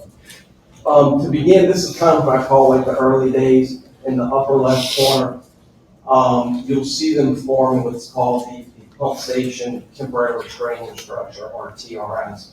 Before they could actually start to build the foundation of this pump station, they had to create a controlled environment. And so what I want to point out here is this is the contractor doing exactly that. I don't know the dimensions of an Olympic swimming pool, but this is about big. It's much bigger than that. And you'll see that the Mississippi River is just 100 feet to our east, and then the Mississippi River levee is only about 250 feet to our west. When that TRS was completed, from the natural ground down to the bottom of that TRS, there's about a 50-foot difference, which is very impressive when you consider how close you are to the Mississippi River. Below in the lower left corner, that's just a better, more zoomed-in picture of what I was just describing. When it was all said and done, you can see the struts in the middle of that TRS structure. There were 3 more sets going down. And ultimately, the contractor never could actually get to grade in the dry. What happened was, I think it was around the last 5 to 6 feet, as they were excavating the material out, just the upheaval from the river was pushing that material right back in place. So what they had to do was we actually flooded that TRS. They hydraulically excavated the bottom out in between all those struts, surveyed it, and in the upper right, you'll see they poured the first slab for this pump station under about 35 feet of water. As time has progressed, the sump and the concrete walls have formed up. You'll see there in the lower right corner, that's a picture from about 3 weeks ago. But it shows you just an intricate detail with the sumps, the catwalks, all the rebar that goes into constructing this pump station.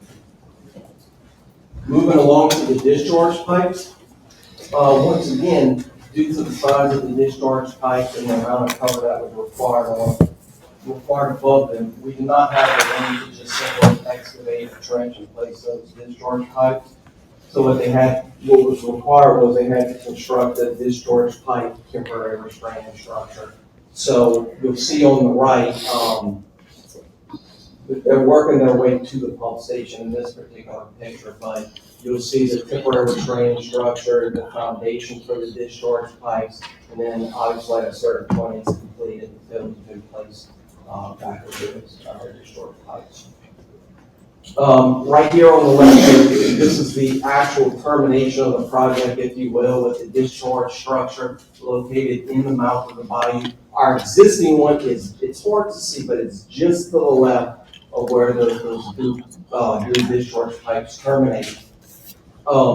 Here, the middle picture, you can kind of see that discharge structure being formed. What happens is the discharge pipes point into that structure. It hits those concrete blocks, it dissipates that energy, and then it just kind of overflows into the body at a smooth, steady velocity. And then the picture on the right is that discharge structure today. That portion of the work is complete. Certainly, we want to thank our funding partners, Louisiana Department of Environmental Quality, Louisiana CPRA Coastal Protection Restoration Authority, the Louisiana State Legislature, and of course the Biofuel District also has this project as well. In terms of the schedule and funding, I'll point to the original notice to proceed was issued in November of 2022, and to date we are approximately 55% of the work complete.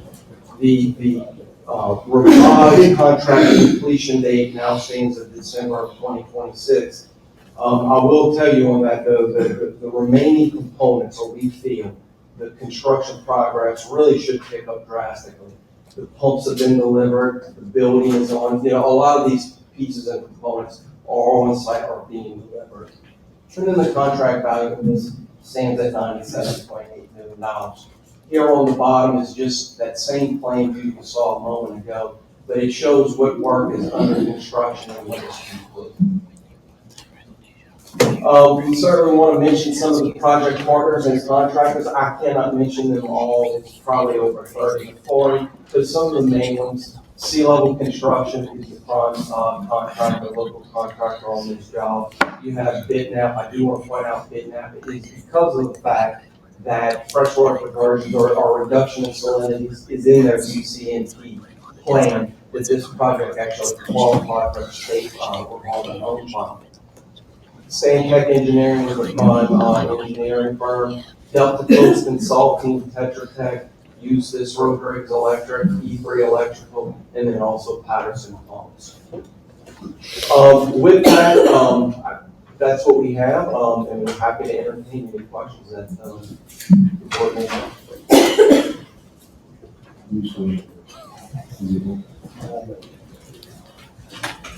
Any questions? Yes, sir. Mr. Dalbo? Yes, sir. A quick question.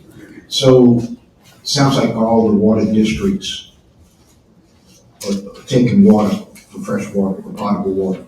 So, do you know what the CFS is total from all the water districts? Just curious. So from where it begins to where it ends is a Lockport structure. They're withdrawing between the sugar mills and everyone, they're withdrawing around 250 to 300. So you pump 1,000. We will ultimately. Ultimately, yeah, not yet. And what is the present station? The present station right now, at its very best, is 400 CFS. Okay. But I would like to point out, even at our best, 400 is not. Okay, thank you. Yes, sir. I might miss it. Did you say the old structure was going to remain for a time, or? The old pump station? Yeah. That's correct. We don't have any plans on what to do with that pump station. A lot of people ask, why don't you refurbish it or rehab it? And you can't do that because you can't shut down. So the old station, for example, it siphons more efficiently than the new one, whereas the new one pumps more efficiently than the old one. So we have not had those discussions yet. So with the old station running, let's say it has 400, and you have 1,000 CFS of the new station, you can run 1,400. That's correct. Yes, sir. Representative Ryan. But to continue that point, didn't y'all construct it with the capability to enhance up to 2,000? That's correct. So the station under construction right now has 6 pump bays, but only 4 of those bays have money allocated for pumps. So we do have those 2 additional pumps that we have to get the funding for to increase that capacity. And ultimately, when you get that capacity, obviously the issue right now is reduction in salinity, but providing fresh water is everyone. That's right. But there will be opportunities to enhance the restore the properties that are within the basin, so reducing so much. That's correct, yes, sir, absolutely. What's your CFS beach pump in diameter?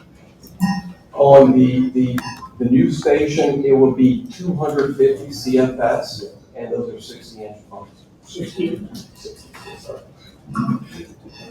Any other questions? Yeah, one more. I could just shop.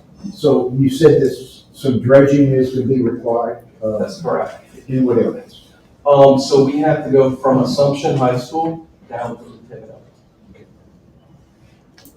And we have started the engineering design and permitting on that, so that whenever CPRA of the state is ready, we can be shovel ready or as close to shovel ready as possible. You'll have to remove the weirs where you could actually run a boat up north, right?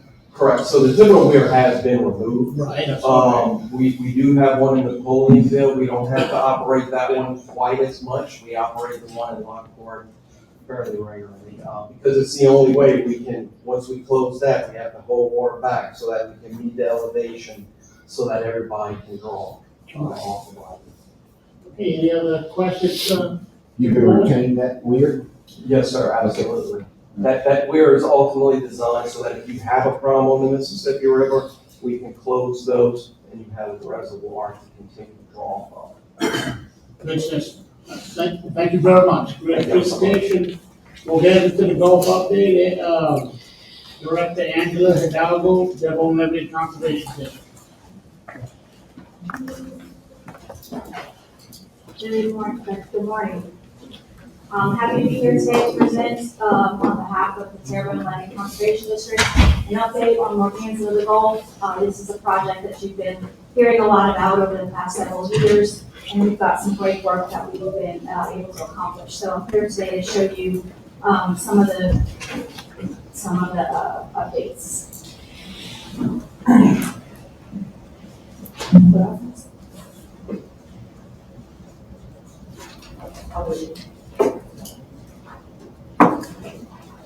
There you go. This is just a broad overview of Morganza of the Gulf. The first slide here is a map, is our project map. This is our project map. It showcases all the pictures of the floodgates as well as all the levee reaches, and it spans from Gibson all the way and ties into South Beach levee districts, levee projects. And then the next slide here is a structure overview. It's just a cleaned up version that shows where all the structures are. This is a 98-mile levee system with 14 floodgates, 2 navigable lock structures, and of course the agency lock complex. It's got 22 environmental structures and nearly 100 sluice gates. This is a slide that shows all the floodgates and how we're able to close them for hurricanes. So we have 14 structures, and we can close all of these structures in 24 hours. We have 26 employees who are extremely talented, and our local heroes who are able to go in and implement the operation of these structures in the event of a hurricane. This was last year when we had all of them closed. We also have a very talented drone pilot who is able to take all these pictures for us, who's here with me today. His name is Trey Middleton. But he goes and flies all these things, and we're able to actually show the board and the public what this system looks like when it's being operated. Terrebonne Levee District has been very fortunate to work with the CPRA over the years. We've implemented over $1.2 billion of infrastructure on the ground, $300 million coming from Terrebonne Levee District, and historically, CPRA has matched us dollar for dollar, so they've also contributed more than $300 million at this point. We have a $400 million lock complex that's funded through the Restore Act, and the Terrebonne Parish government has implemented over $200 million in flood protection for Terrebonne, and that puts our total investment with state and local at $1.2 billion. The Corps has had federal appropriations in the amount of about $460 million. Tony did mention to you earlier that we are implementing some projects and ways that we can take some of that funding from the federal government and use it locally here by the non-federal sponsor, being the Corps, the CPRA and the TLC. So hopefully those actions can yield some results where we can implement some of these interim levels of protection in, by the local level. So total investment to date for Morgan's involved $1.8 billion, and that is all of the different features of the project. Since 1985, actually, Terrebonne has sustained flooding from multiple storms. We've had Hurricane Juan all the way to Hurricane Rita. Thousands of homes have flooded. So in 2005, New Orleans was experiencing Katrina, we were experiencing Rita. We had 11,000 homes flooded in Terrebonne Parish with a 9-foot storm surge. And then in 2008, it happened again. We had thousands of homes flood with a 9-foot storm surge. And it's at that point that our board said, we have funding at the local level. We're going to deliver interim level of protection on our own dollar. And we went and asked the CPRA for help, and they were able to match us dollar for dollar. So since 2008, we started constructing first lifts of levees along the authorized core alignment to 8 feet.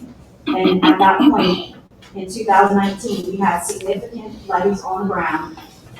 And then Hurricane Barry made landfall. We had only 11 homes flood in 2019. And that right there was proof that the work that we've done locally actually saved people's homes and properties from flooding. So that was also a 9-foot storm surge. So after 2019, with 11 homes flood and a 9-foot storm surge, we realized 8 feet is not high enough. So we started doing another lift. So we lifted to 10 feet. And then in 2020, we had, I don't know if you remember, we had 6 tropical storms that year. We were like Zeta and Delta in the alphabet, we had no homes flooded in 2020, and we had a 6.5-foot storm surge. But still, my board, my leadership, through Tony Alford and working with Gordon Dove and his prior capacities, and working with the state legislature and CPRA, continuing to get funding, continuing to do the list. We had an anomaly for Hurricane Ida. That was not a southern storm surge storm. It was more of an interior water rise storm, right? But we still had no homes flood. We had structural damage, sure. We had road damage, absolutely. We had interior water rise damage on our structures, no doubt. We had no homes flood. And then in 2014, we had a Category 2 main landfall with the highest recorded storm surge ever in Terrebonne at 11.5 feet. And I only say that because our levees are at 11 feet, and some of the monitoring system went underwater. So we also had no homes flood, and we took it on the chin for that storm. And the next day, we were out there doing storm assessments. People were cutting their grass. People were going to work. And I'm telling you, I've been doing this for 20, 40 years. That's a good feeling. It really, really is. This is a slide that shows the Pointe-Chan Wildlife Management Area. This photograph at the top was taken in 2007. The one at the bottom is the exact same area. You can see the pipeline markers in the picture. This was taken 9 years later. And it just shows the benefits of Morganza Devolved for marsh creation and marsh management. The marsh started to revive itself, and this is just directly due to the levee alignment, preventing that salt water from destroying the interior marshes, and now it's thriving out there. So while we're achieving our interim level of protection, this is the Hurricane Francine. This is 2 of our floodgates. During the Iowa storm, one of my employees risked his life to take this picture for us. But I now have a powerful picture that shows why it's so urgent for us to continue to lift these levees. That levee right there is at 11 feet, and I have a monitoring system at that floodgate that actually was submerged with the wind-driven storm surge. So this is just a scary slide, is what I call it, but this is the slide that shows us why we have to continue to lift higher than 11.5 feet. We need to be lifting to 15 feet while we wait for the Corps to come in and do their ultimate 20-foot lift. So since 2008, my leadership at the levee district has lifted about 54%. Those are the levees in green, and we still need the levees in red to be lifted. And the cost to do those remaining lifts is about $250 million. We feel that's enough for us to get 15 feet of protection in most of the areas through Terrebonne Parish, and that's what we feel is interim adequate levee protection while we wait for the federal project to be delivered. These are just some slides that we put together for you guys to see different levee sections. This one is Reach A. The Corps is actually constructing this. This is the first levee reach that they've actually built. It's currently under construction. It's about halfway through. This is in the Upper View Large area. And this is the lot complex. You heard multiple people before me talk about this. It's an environmental project that also protects us for hurricanes and also manages navigation. So it'll prevent salt water from entering in the system. It'll manage fresh water to the north of the system, all while providing navigation benefits to Terrebonne, which is of course vital to our parish. We dredged 2 million cubic yards of material, which created about 200 acres of marshrage. This project cost about $330 million. Reach H2 and H3, this is in the Chauvin community. This project is being lifted right now. This is being lifted to 15 feet, it's in construction. The total for both segments is about $13 million. And again, that's the rigid construction is the contractors, and that's their giant crane out there, which I think 5 feet is tallest in Chauvin right now. This is Upper Reach I, this is the Milwaukee area, this is $12 million. We're actively lifting this in several phases to 15 feet. This is a 4-mile levee section. Reach K levee in LaFouche Parish is on the eastern side of the alignment. We've been doing active lifts on Reach K for quite a while. We're lifting it to 11 feet because that's the highest we can go given the footprint that it's in. We're working with CPRA. They funded all of this. This is a $3 million lift right now. It does include 2 water control structures. We do have money in this coming year from CPRA, about $1.3 million, to finish designing some upgrades to those water control structures.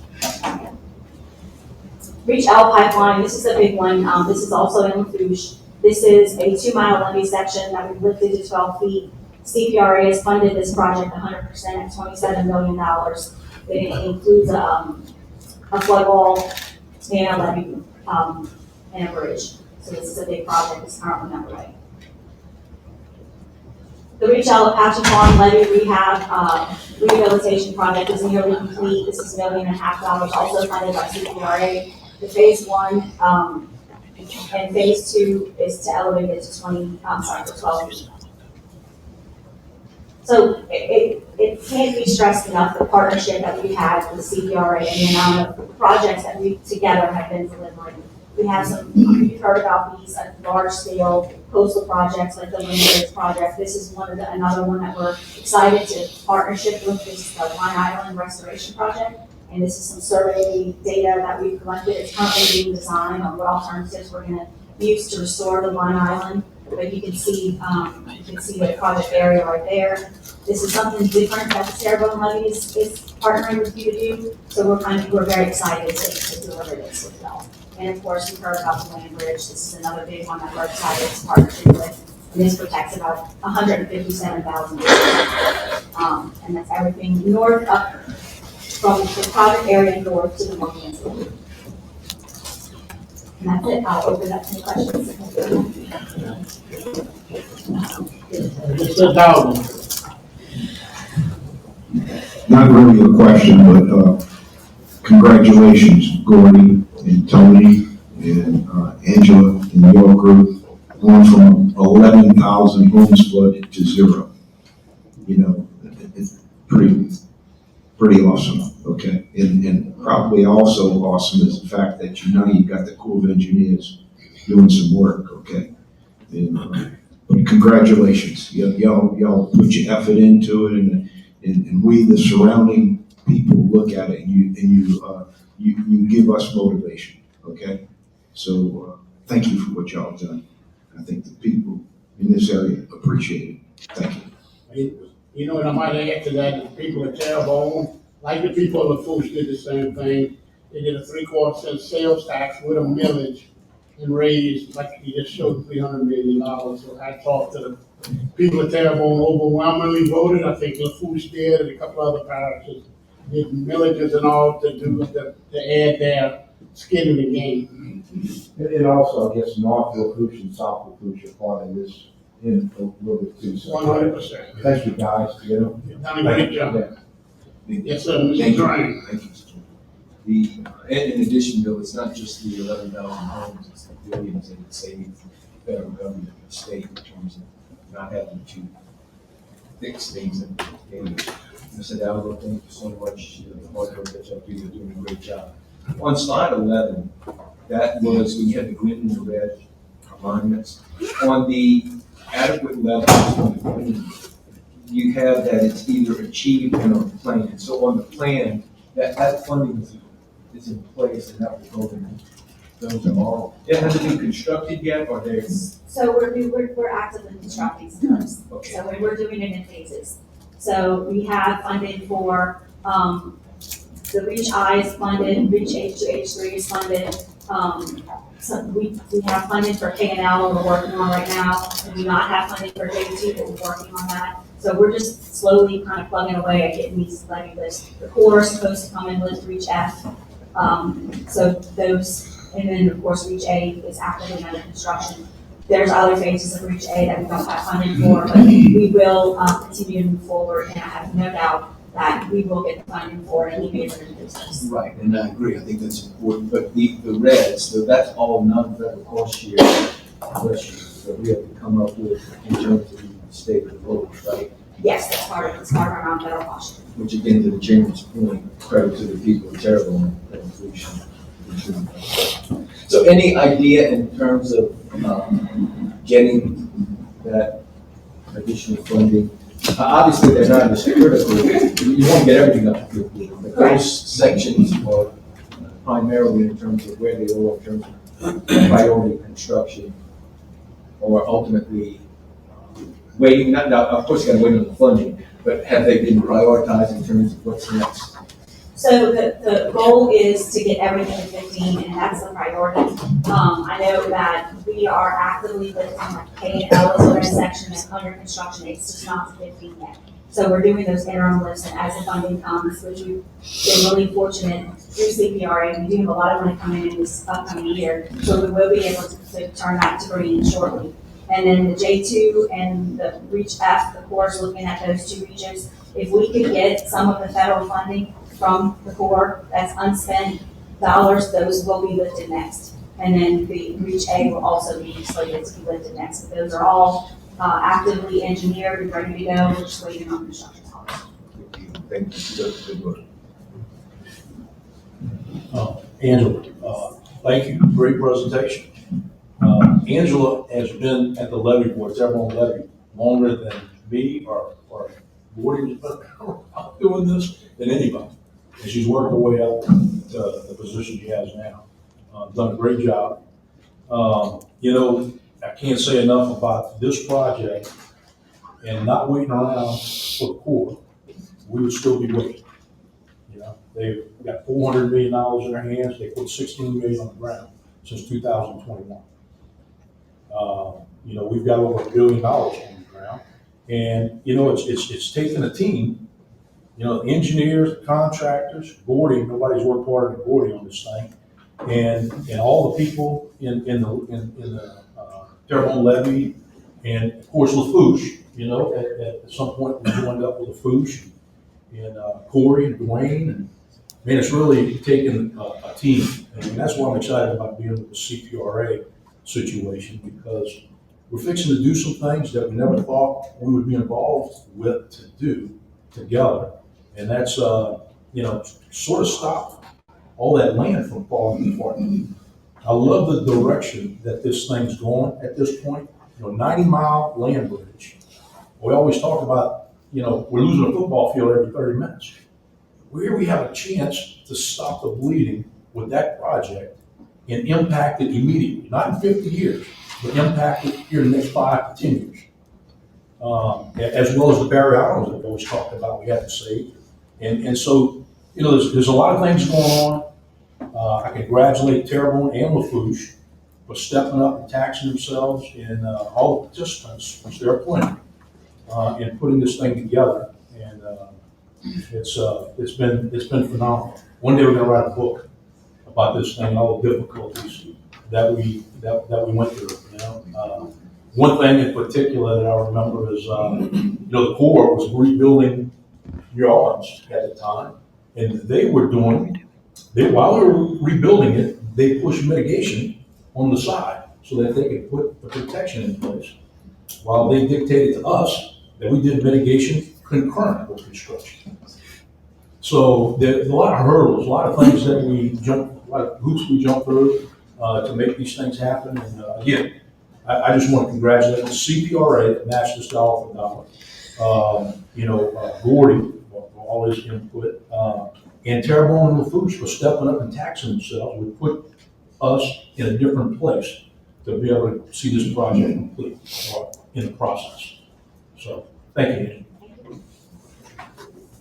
Yeah, so Mr. Dowd. Yes, sir. So, just one other thing about land bridges, that, we have a land bridge that runs from Texas to Mississippi, and it's called the railroad. Okay, somehow or another, 100 years ago, they had the knowledge to build that railroad at order of magnitude 9, 10 feet. Okay, hasn't really been any flooding north of those railroad areas. So think about how important land bridges are. Okay, in going forward, we need more of them. I think what you all are doing in Terrebonne is gonna help the other parishes. Okay, and it's awesome. Good job, guys, and thank you for teaching us. Okay, we're trying to duplicate what you all are doing. Thank you, concerted effort. Anyone else? Thank you very much, Angela. Next, Norfolk Foods updates, Dwayne Bouchard.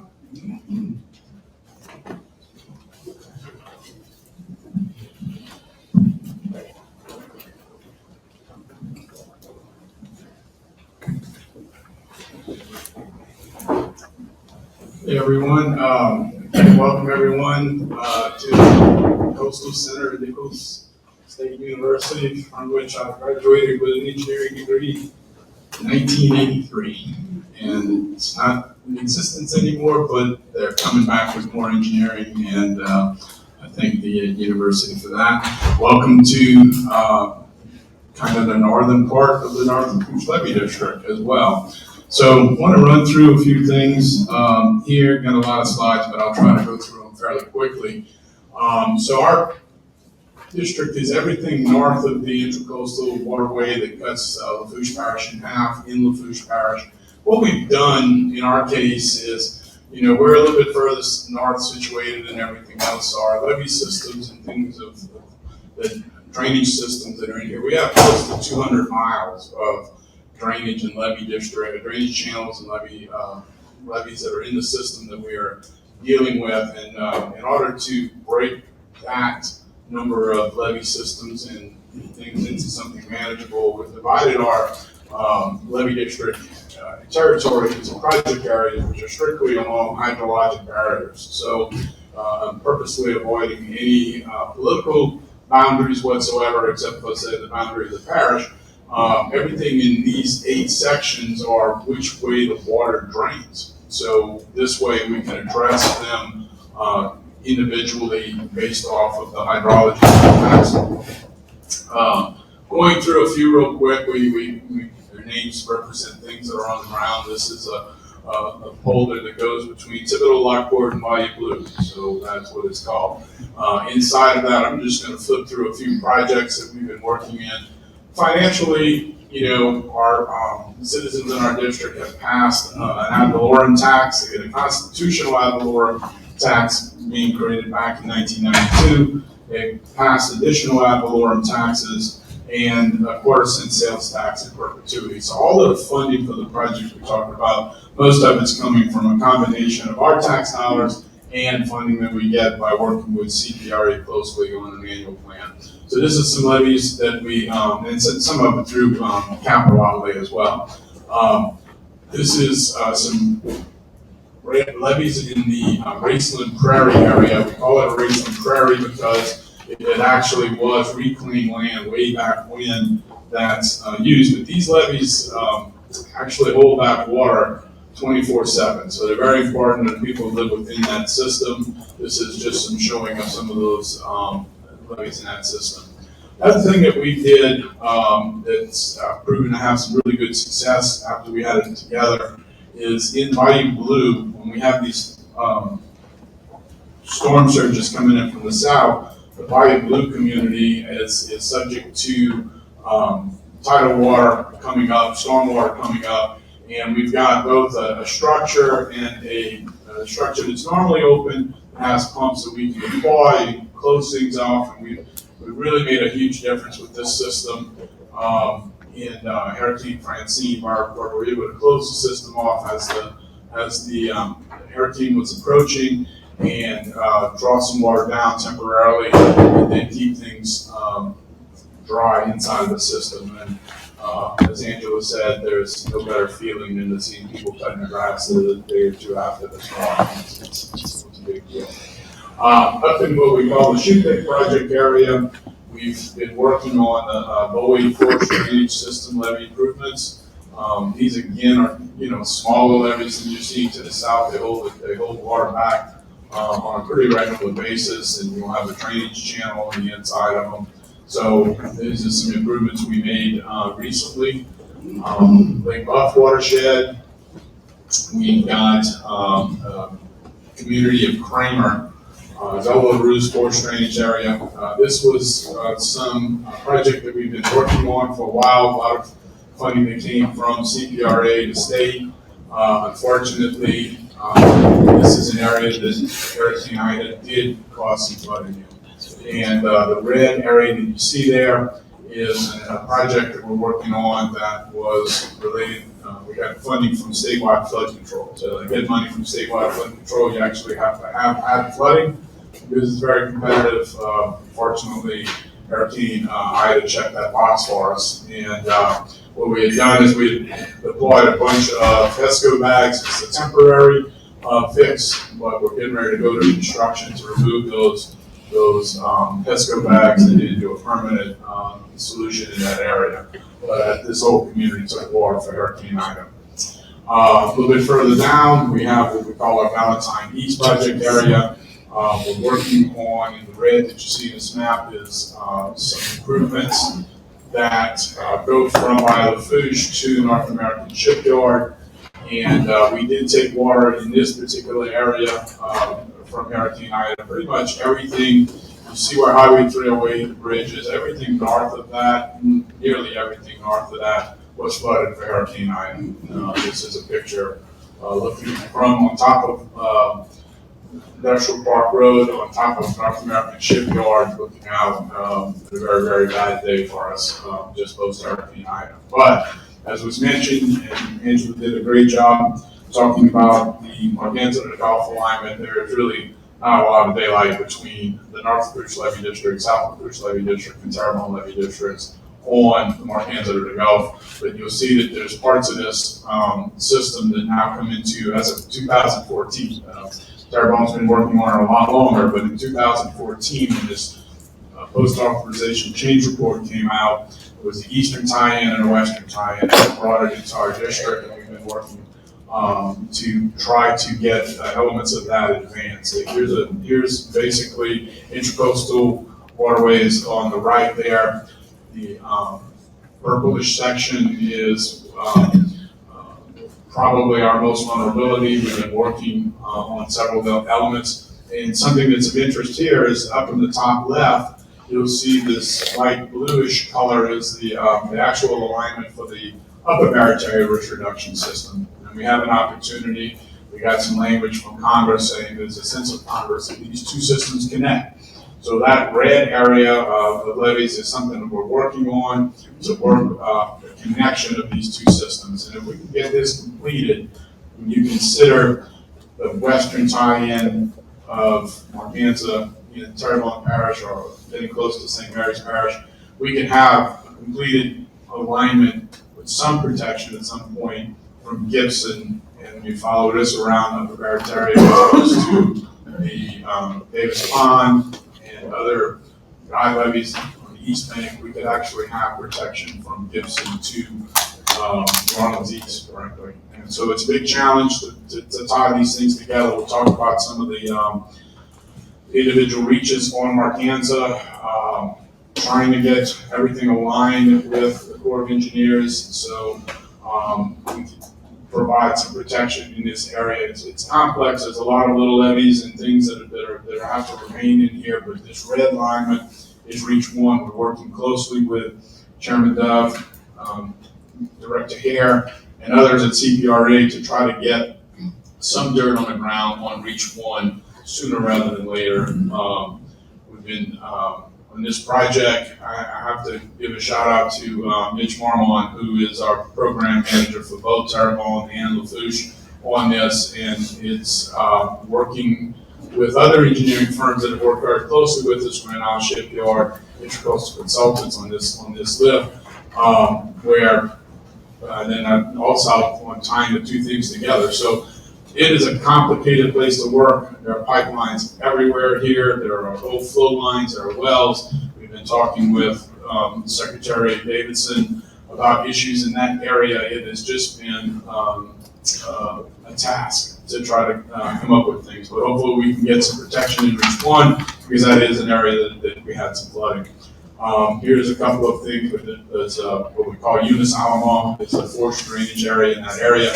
So even with Marcanza, there's a threat of internal flooding because the Blackwater Canal will be still connected to the Intercoastal Canal, which is, a big source of water. So we have these smaller forced drainage areas that we have to circle. Currently working with Randolph Shipyard on doing some work on the inside of the Eastern Tie-In Reach 2, where we're improving the drainage channel for the pump stations that have to be relocated and done because of the alignments here. And then we're also working through reaches 3A and 3B, which is the upper portion of this as well. 3A's got some challenges for us. 3B, we're working, we've gotten a contract that's just been awarded for this one that Director Hare brought up early in his presentation. So this is where the working is going on here. We're just starting that contract in the Reach 3B area. We also mentioned the Ludovine pump station replacement. This is something that Executive Director Hare mentioned as well. The Ludovine pump station was in the way of where we're bringing Reach 2, so the pump station had to be pulled out. Took the opportunity, working closely with CPRA, to improve the pumping capacity there. We're also looking at some new pumps on the other end where we have a Valentine pump station, and it's a new Valentine and old Valentine pump station that need to be consolidated and relocated as well. But this is the Ludovine pump station replacement, working with CPRA there. Then we had to tie the Ludovine levee system into the T-Wall levee system. But smaller pump there to the left, just off the road, is something where the picture is taken from is above the units. Alamo is a very complex place to work, so we work closely with the Lafourche Parish government on this. They had funding to replace that bridge on the left with the new bridge that you see towards the center, and so we working through a cooperative endeavor agreement, had the same contractor that's tying the two levee systems together to relocate this bridge and install the new bridge. Different views of that arrangement. Mentioned briefly, Upper Barry Risk Reduction System. It is a system that is in front of and behind Marcanza, depending on which way you look at it, right? From a EIS point of view, it is ahead, it has a record of decision, working closely with St. Charles Parish and the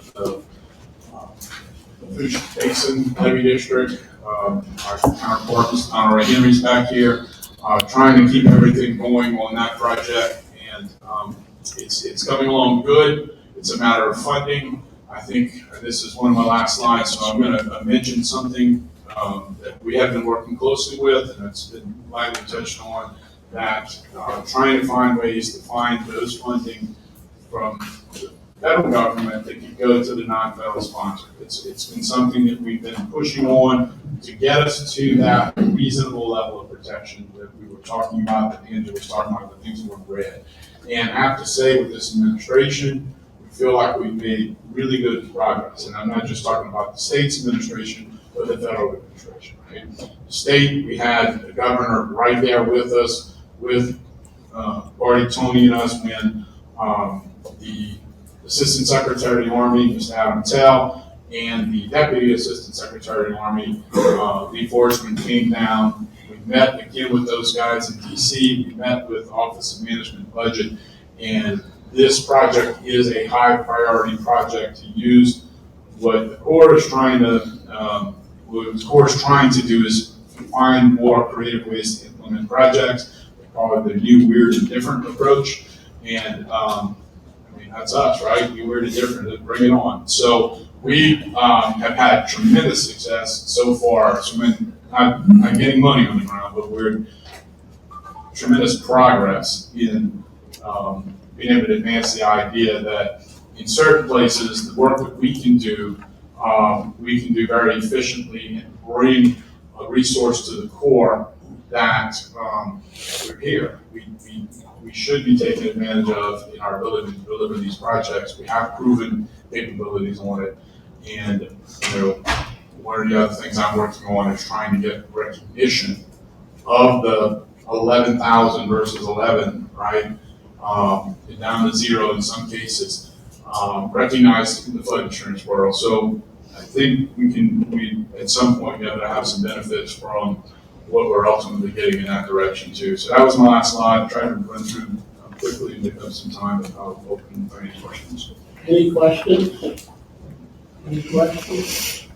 Thank you, Dwayne, but, I want to tell you that Reach One, I want to commend, Executive Director Mike Hare and the group at CPRA for raking that money up, and I know y'all trying to move as quick as possible, but I want to thank Mike Hare and him, Executive Director for, putting that money together on that Reach One, especially with that mudslide that came in there, that mud wave or whatever, so. Thank you, y'all do a great job, you and Corey Keefe and you. Thank you very much. Next one, South Lafourche Levy District, progress and future plans, Nick III. Thank you, Mr. Chair. Good morning to the board and the audience. Dwayne mentioned, I think he said graduated from Nichols, Dwayne, in 1983. Yes, sir. Also graduated from Nichols. It wasn't in 1983 because that year I was busy being born, just saying. So no, but welcome to Lafourche, where I was born and raised. Definitely God's country.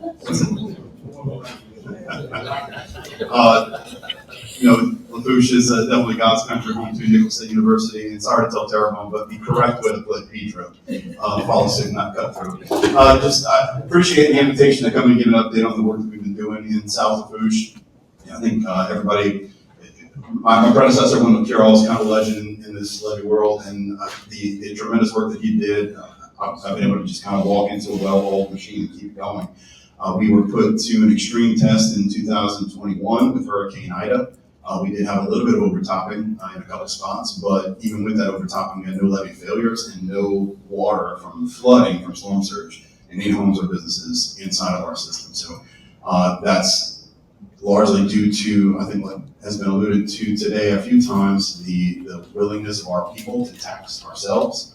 We've got a $5 million constitutional property tax. We also voted in after Hurricane Juan hit us in 1985. We voted another $5 million at Valorem, and then after Hurricane Katrina, when New Orleans got $14 billion and we, like some of our neighbors, got nothing, we decided it was time to tax ourselves a little more, passed a 1 cent sales tax inside the district by 82%. I mean, any other tax you can think of that's ever passed by 82%. I can't think of it, but just a testament to the willingness of our people to put our money where our mouth is and where it is needed and where our priorities lie. So I wanted to update you guys on some recent progress that we've been doing and what our plans are for the future.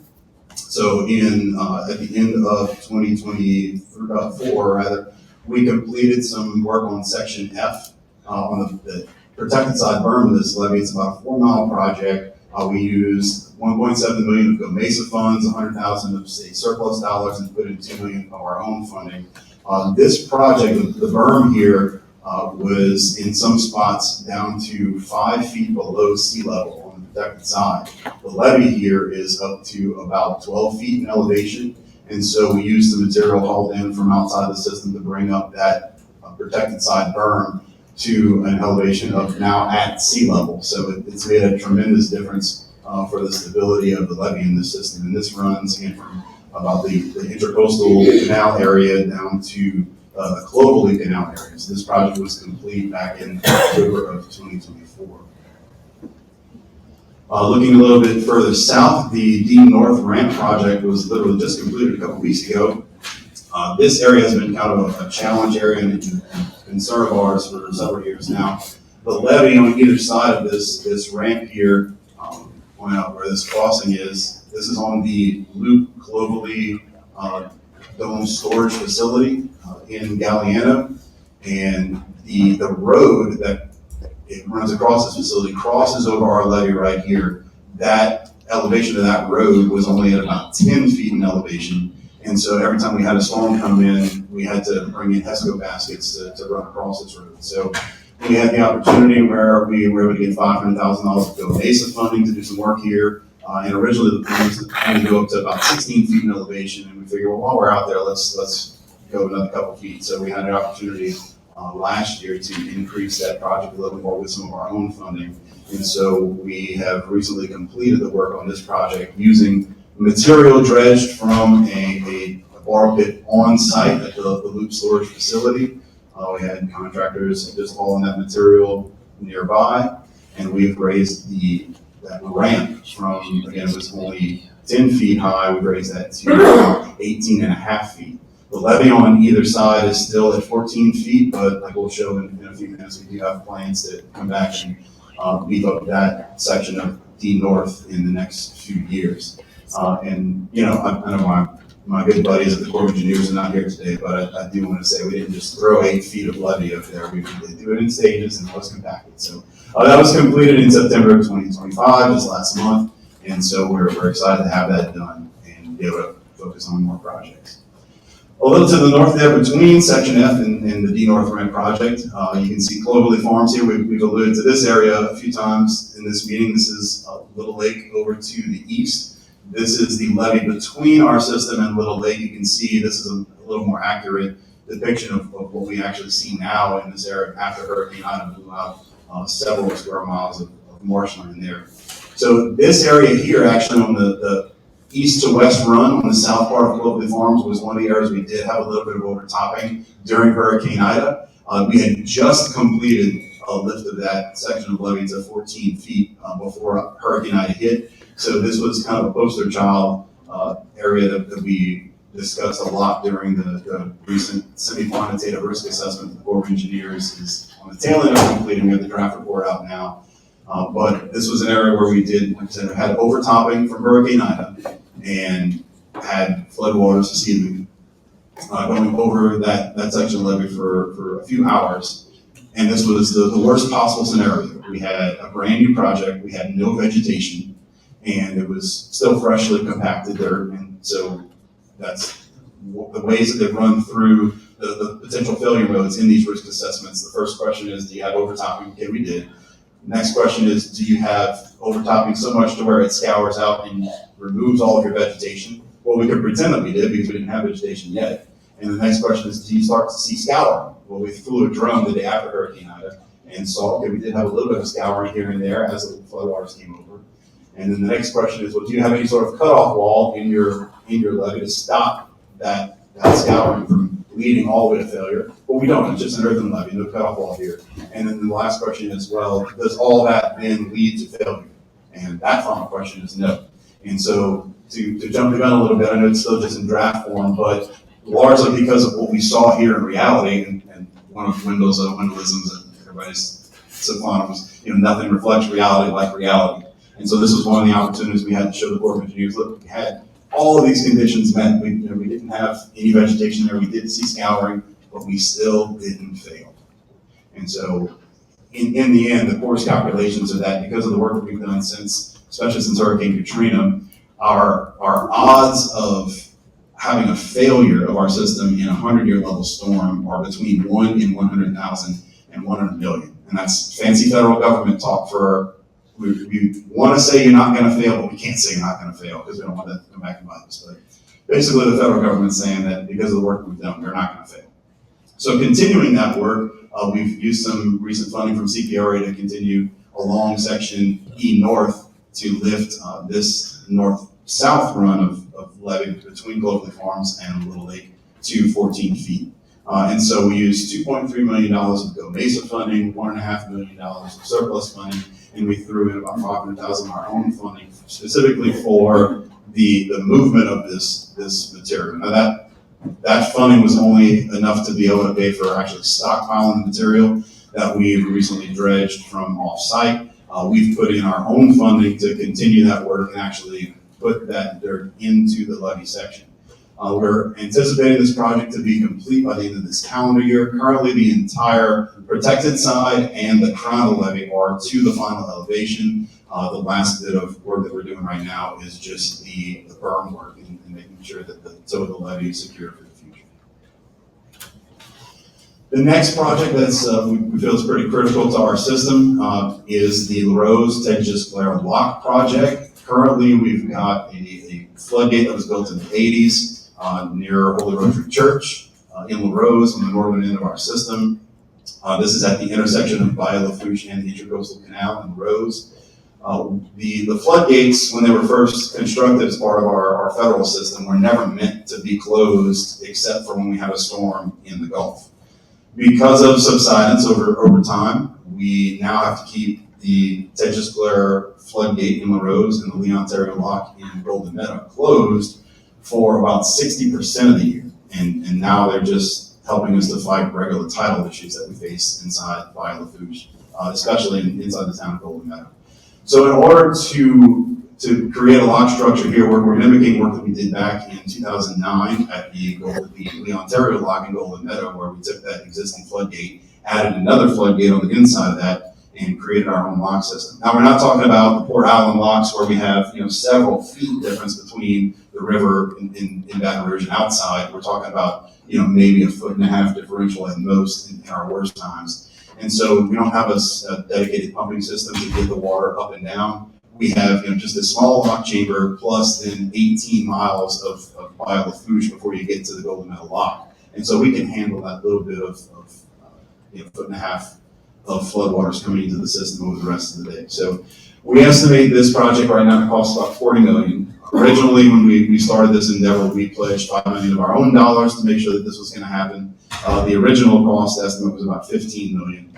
In 2021, we got $5 million of surplus funding dedicated from the state. We also have Lafourche Parish government that's pledged $15 million of their hazard mitigation grant program funding to complete this. And just before Christmas last year, we got an early Christmas present from CPRA pledging ultimately the last $15 million. So that first $5 million has been already approved in last year, or the 2026 annual plan from Go Mesa, with the remaining $10 million planned to be allocated from Go Mesa in the 2027 annual plan. As soon as that funding is available, the last piece that we have is the Lafourche Parish Hazard Mitigation Grant Program funding. We had to jump through several hoops to get FEMA to approve this project. We've done a lot of modeling updates, and right now we're in the final stages of having FEMA review our benefit cost analysis, which, as we've done this improved modeling, has increased to over 8 to 1. So I know FEMA's funded HMGP projects for much less than that. So we're confident they're going to do it. It's just now going through the process. Once we get that funding allocated from HMGP through Lafourche Parish government, if we haven't had the Go Mesa funding for 2027 already approved and allocated, we are hanging on to that funding of our own money locally, so we don't have to wait for July 1st of next year to go out to bid. As soon as the HMGP funding is available, we can put our own dollars essentially at risk, we understand, to be able to get that project going sooner rather than later, because the longer we delay, the higher the cost is just going to go up. So we hope to be able to go to bid to that sometime in the spring. And just to, let's see, if we can show a little bit of footage from just last week as to why this project is important. This is when we only had about a foot differential between the Intracoastal just to the north of here and inside by Lafourche to the south. Anytime we have to open up this gate and we have that much of a differential, if we have enough vessels that are lined up waiting for us to be able to open this structure and then go through that. We have to keep this open for about a half an hour every 24 hours when we have that much of a differential. And so we have vessels that are struggling to get through. Some vessels have to wait another day or two here in La Rose because they can't get north because they just don't have the horsepower, or they have to call another vessel to come and push them through. And so this is kind of illustrating why this project is so important to us. In the meantime, until we get that lock in place, we have recently installed these emergency winch closure systems on either side of the sector gate. If we do have a cable snap, when we have a 1.5 to 2 foot differential, that's a lot of water that's coming through for several hours until we can get that cable replaced. And so that then puts the town of Golden Meadow at risk for flooding with that much water coming into that amount of time. So if we would have some kind of catastrophe happen, we have a cable snap and we'd be able to get that gate closed. We now have these winch systems in place that we can toss the cable across the bayou, latch onto the opposite gate leaf and close it and prevent flooding inside the town of Golden Meadow. Speaking of the town of Golden Meadow, I know Mr. Alfred referred to looking at the importance of getting the interim system of our hands into the Gulf in place, because even with a 12-foot or 15-foot levee system, in a few spots in Terrebonne, you do have that emergency capacity inside, where it just shows why it's so important to get that interim system in place. Because even if you do get a little overtopping, you're still likely not flooding people. It's kind of ridiculous to have to wait for the Corps of Engineers to get the money together for the entire thing. Here, we showed in Section E North, that was one of the places we did have that luxury in Hurricane Ida, where we had a little bit of overtopping, but it was agricultural land. And the sugarcane field there ended up having a record year. So even, the worst case scenario on the Fooch for Ida ended up being a silver lining in terms of flooding, right? We had significant damage from windstorms, but here in the town of Golden Meadow, we do not have that luxury on the west side. So it's critically important that, we're not sitting on our hands and just saying, well, we didn't flood for Ida, so we're good. We're continuing to improve sections A West here to the west of the town of Golden Meadow and A East here. A East right now is about a 16-foot elevation on average. We're looking at going to 19 feet over the next year or so. That's going to include $3.4 million of GOMESA funding, $3.6 million of 2021 surplus funding from the state, and we're planning on putting in another $1 million or so of our own funding. On the opposite side, behind the town of Golden Meadow, we're looking at A West, which currently has an average elevation of about 16.5 feet, going again up to that 19 feet in elevation, using $4.4 million of GOMESA funding and $600,000 or so, probably more, of our own funding from like I said, our tax dollars we collect locally.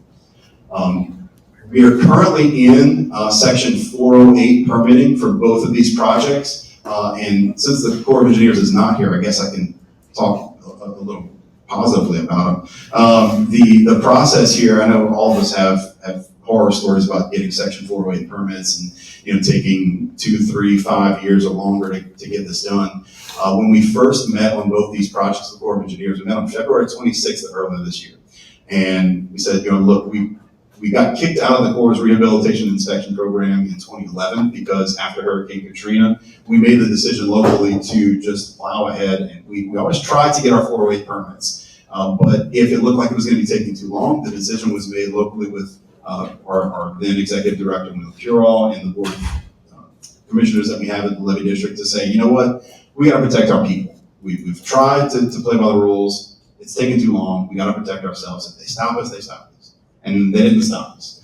So we paid a little price by getting kicked out of the rehabilitation inspection program, which we're now working to get back in. And of course, the benefit of that is that as long as we continue to maintain our levees, which we do, if we do get a storm come in and we're part of that program, the federal government will come in and pay for 100% of the repair costs. And so while we're working on that process with the Corps of Engineers, we're making sure that we're following all the rules, dotting I's, crossing T's, and making sure we're getting all of our permits. So in February, when we met with the Corps of Engineers on these two projects, we said, look, we're willing to play by the rules, but if there's any possible way we can expedite this at all, if there's any creative ways that we can come up with to make this process any faster, we'd really appreciate it. And I gotta say, the New Orleans District guys stepped to the plate and knocked it out of the park. Instead of a 90, 100-page environmental assessment document that they would have required in the past for NEPA compliance. They came up with a 5-page fillable form for us to check all the NEPA boxes. And that process took maybe a month or two instead of a year and a half like it would, normally. We're in the, like I said, we're in the home stretch. We can see the finish line. We've got a safety assurance review to do. But I would imagine before the end of this calendar year, we'll have 2 408 permits in hand in less than a year. So that's pretty incredible. And I would love to think that we'd be able to go to bid on both of these projects come January or February. So, jumping the gun a little bit, I guess, a few times there. In the future, we're very confident in the ability of our levee system to be able to withstand, like we withstood nearly a 300-year level storm in Hurricane Ida, and we've done a lot of improvements since then. We do know, though, that especially in the last year or two, as we've gotten to be better collaborators with our Morganza to the Gulf partners. We actually have one of our Southwest Levee District bulldozers working to help get reach L of Morganza to the Gulf back to ultimately 10 feet in elevation. We do recognize that looking at the 100-year elevations of our partners over on the west and the east, that say where reach L of Morganza ties into our system in LaRose, Morganza is authorized about 22.5 feet. Now, our authorization is from 1965, and we're only authorized to what they called the 100-year elevation back then of 9.6 feet. Now, look, I'm not an engineer, but I can do math. And 9.6 to 22.5 is not going to cut it, right, in terms of actual authorizations. Now, our actual levee elevation there is 16 feet because we've gone well above our authorized levels throughout our entire system. But looking to the future, we are working with the Corps of Engineers, like I said, on the semi-quantitative risk assessment. We're working on getting back into the rehab program. But we have worked recently with Morganza Action Coalition and our congressional delegates to see what can we do to update those 100-year storm elevations, to see, what are those elevations, what would we have to spend to get to those elevations, and then ultimately look what are we protecting inside, and do kind of a benefit cost analysis to see is there any leg to stand on to try to go back to Congress and get some kind of revised authorization for the LaRose to Golden Meta system. And so while waiting on that process, we're still plowing ahead with some planned improvements. So we've worked with James McMinnis and now our new project manager, Robert Seaman at CPRA rather, to plan for the next couple of years of capital outlay and potentially go Mesa funding requests. Our next biggest priorities are B South and B North, where we're about 16 feet in elevation, looking to go up to 18 feet. This is on the western side of our system here, behind the Galliana cutoff area. Then near the loop facility, like I mentioned earlier, we just raised that ramp where it crosses over our levee to 18.5 feet, but the remaining levee on either side is about a 14-foot elevation on average. We're looking to go up to 16.5 feet for that 4.8-mile stretch. We're looking to continue around the improvements for the north on the northern stretch of Cloverleaf Farms. We're currently at about 11.5, looking to go down to 14. And then between the planned work that we already have funded from CPRA and Southwest Levee District funding at Midwest, and the project that we'd like to improve B North to, there leaves a little gap with some problem areas. We have the town of Golden Meadows pump station with a eye-wall frontal protection there. And so this will be a little bit more of a challenge, but this 2-mile stretch, we'd like to bring up to 18.5 feet as well.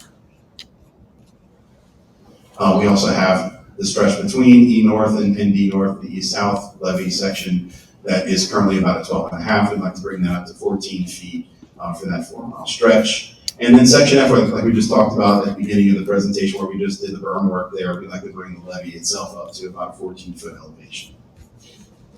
So that's the near-term plans that we have. Obviously, longer term, we've got some serious questions and challenges that we've discussed. Colonel Lotan and his leadership team came down to the district at the end of September, and we were able to discuss where we are, where we're heading, where we'd like to go with potential amended authorizations for the LaRose Golden Meta levee system through Congress. and some challenges we brought them down to the Lee, Ontario Lock and Golden Meadow, which is actually depicted in this picture here. This is the south end of our system here. This lock system here, the floodgate was originally built to an elevation of plus 13 in 1985, and this was the secondary gate that we added in 2009 to create this lock system here that we use, like I said, 60% of the time. The levees on either side are what we talk about just here, A east and A west along here, that we're looking to go to 19 feet in the near future. That leaves the improvements that we've made here at 16 feet will now be one of the weakest links of our system. And so looking ahead to, long-term planning, that's not going to cut it. We know that, if Reach L of Morganza is looking at 22.5 feet, we know the elevations of like the Bayou des Allemands floodgate, much further north along the system are beyond that. And so we're looking at probably needing an elevation of maybe 20, 22 in Golden Meadow here at this location.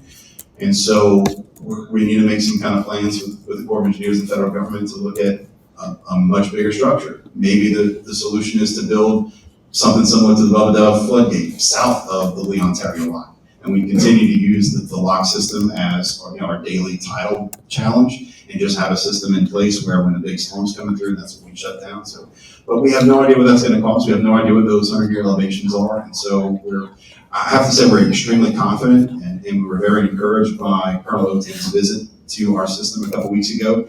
He was saying a lot of the same things that we've been saying for years, and so to hear the prioritization of the Corps of Engineers coming out of his mouth, knowing the problems that we face here, and knowing the economic benefit of our area to not only the state of Louisiana, but to the nation. I mean, the only way to get to Port Fourchon by land is through our system. So if our system is underwater and you can't get to Port Fourchon for several days, people in Iowa don't really care about our system today, but if you can't get to Port Fourchon for several days, you can't get to Loop's facility for several days, well, people all over the country are going to start caring.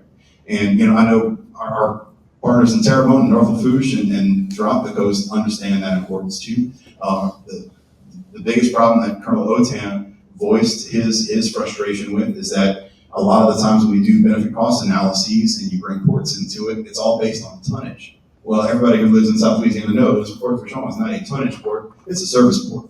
But just because it's a service port, not a tonnage port, doesn't mean we can't quantify those benefits, right? And so he's made it a priority of his to push internally in the Corps of Engineers to try to figure out ways that we can incorporate the economic value of service ports when you're talking about benefit cost analyses of systems. So we're extremely excited to work with Colonel Otan for obviously the short time that those guys are here. But also, again, thank you to Chairman Dove with CPRA for the continued support with state level funding through GoMesa and Surplus, and our residents and business owners for the continued support of our system. And obviously, as was alluded to earlier with Rudy's presentation on the land bridges, we're extremely excited to get to work on those first lines of defense in the Barrier Islands and the Marsh Creation and Ridge projects that are going to be adding some tremendous benefit and protection to our system on the outside. So thank you again, Mr. Chairman, for the opportunity to come here and share the great work that we've done in collaboration over the past several years, and that we're looking forward to continue to doing. So if there are any questions, I'll happily take those. Any questions, members? Tony? Congratulations on continuing the fight to get your levee system up.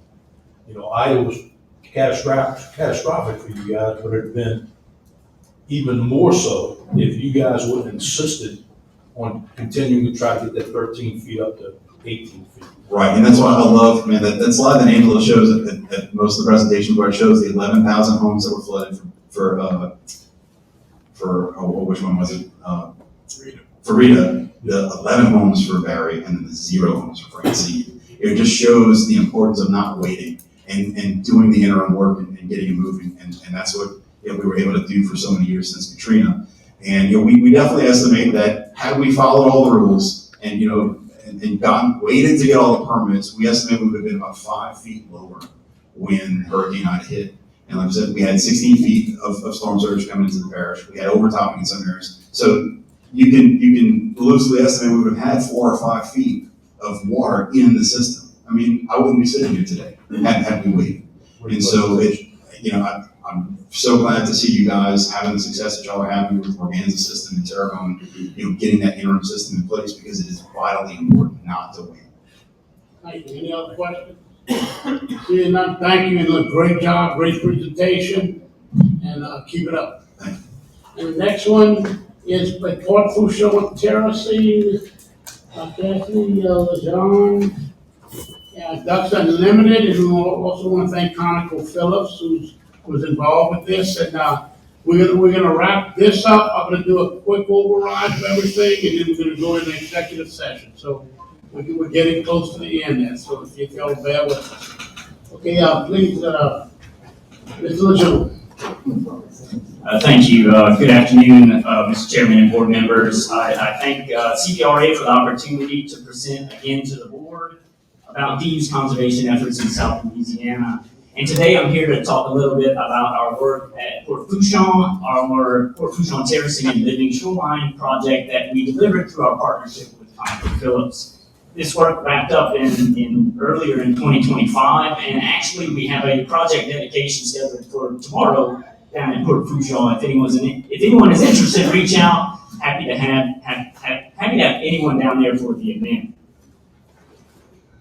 Before I get into my actual slides, I did want to show a quick, brief 90-second video about Port Fourchon that was created by Chef Jean-Paul Bourgeois, probably a distant relative of Mr. Dwayne Bourgeois, sitting on the board. Partnership with Belton and its regional office in Louisiana. Over the last 12 years, the two organizations have worked to rehabilitate over 25,000 acres with habitat in the region of southeast Louisiana. We're out here today at Port Fourchon doing a planting project, planting some black mangroves along some of the terraces, the earthen terraces that we built as part of a cooperative effort to improve habitat and provide coastal resiliency. We're in a very vulnerable area. We've got old LA1 here just to my north. This is the only evacuation route between Grand Isle and Fourchon, and this was all becoming open water.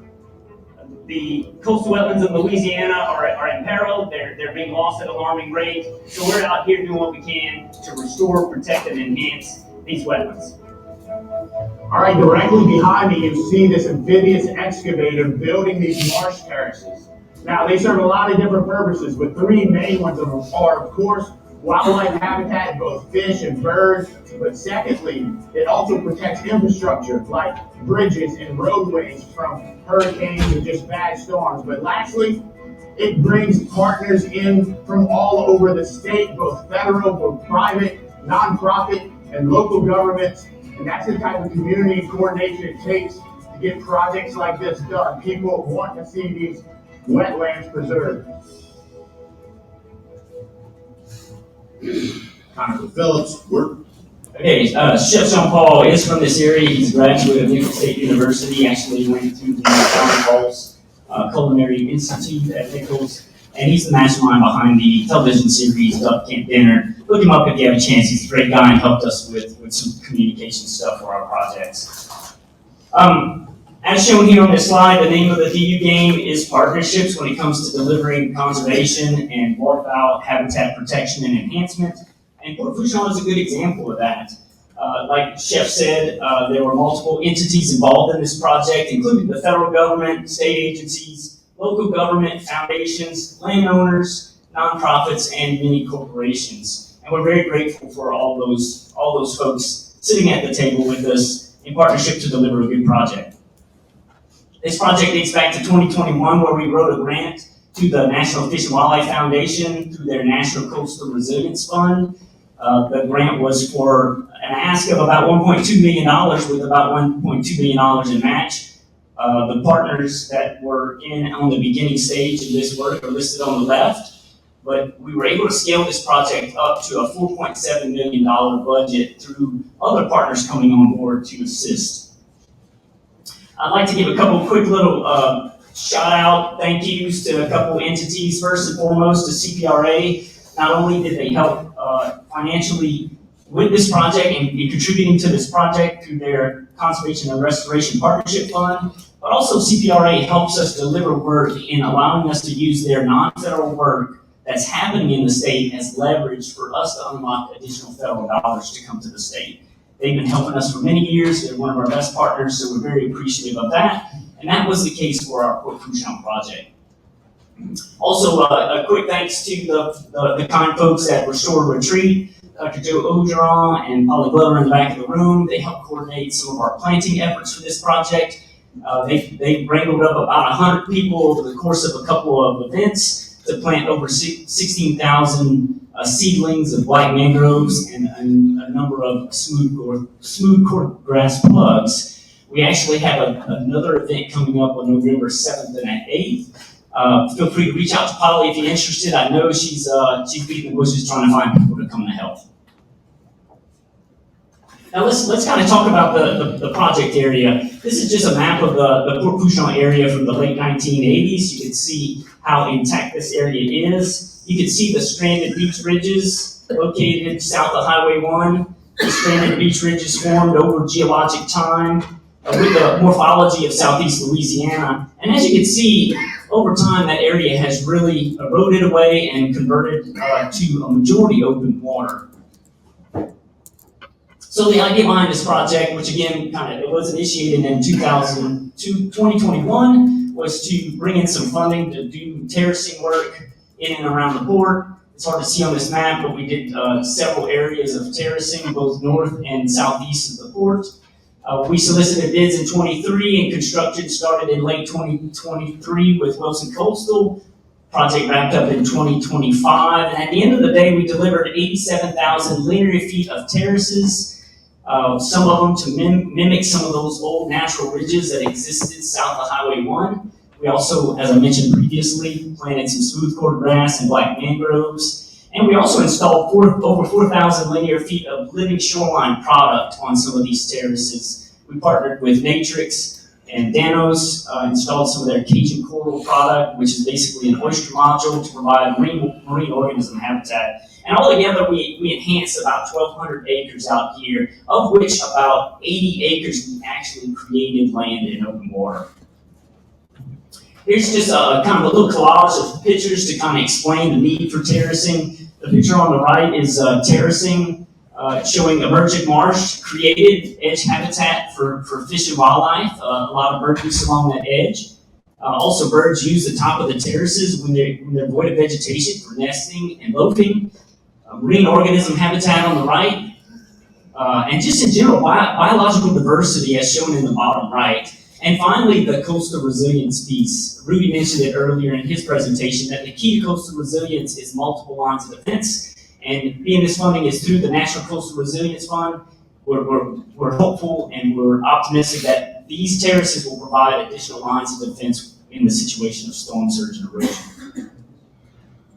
And I think everybody in this room would generally agree a project like this, which is not Port Fourchon, but is an example of a project we've delivered in Terrebonne Parish. A project like this, where you see these results, is far better than hundreds and hundreds of acres of open water. When it came to construction, typical terracing project, borrowing material on site, building the linear islands. Our contractor used both amphibious machinery and land-based machinery on spud barges. Lifted multiple times, shaped, created the terraces like we typically do. As I mentioned earlier, we had a living shoreline feature as shown on the left with Matrix's Cajun coral product, and also the mangroves shown on the right. And then I have just a couple of pictures, aerial shots of the completed project. You can see this is Highway 1 going to Grand Isle. You can see the elevated highway going north in the background. You can see the northern end of the port. You see those linear terraces that mimic those old Chenier ridges. Here's some grid terraces on the north side of the port. You can see old Highway 1 to the west. These were constructed earlier on during the project, and you can see how heavily vegetated they are in this picture.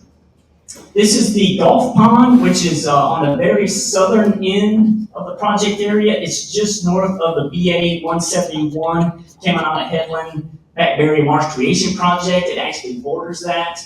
But this is an old scout area that we built linear terraces right along the edge of the Gulf, and you can see the port in the background. And then this picture shows the Loops pipeline right-of-way that goes up to their booster station, and you can see we built some terraces on both sides of that right-of-way. Last thing I'll mention is I'm happy to say, if you haven't heard, that we were able to secure an additional $6.1 million in funding to do additional work at Port Fourchon. The map on the right shows all the work that we completed in white, which was a decent splash, right? But we actually had more money than we had for phase one to go out and do the stuff that's highlighted in red. And all that will occur on the east side of the elevated Highway 1. It's about 124,000 linear feet of terraces with some vegetative plantings. And with that, I'll wrap it up. I'm happy to answer any questions. And again, I appreciate the opportunity to present in front of you guys. Cassidy, great presentation. You're familiar with all the terracing that we've done around Morgan, right? Yes, sir. You know, I love that. I mean, you know, being an outdoorsman, this stuff is great, not only for the levees, but for wildlife. You know, we had an option back when. You know, when we started doing our mitigation, the option was to go buy an acre of land for $100,000 to $150,000 per acre at some land bank, or do terracing around our levees for $25,000 per acre. And that's one of the ways, and one of the pushes we've done with Morganza to be able to afford to build the rest of it is to take advantage of those situations. Not only to protect your levees, but great for wildlife, great for everything. So we've done a whole lot of that, a lot of it in-house. So I love this. Yes, sir. Thank you. Thank you, Mr. Tony.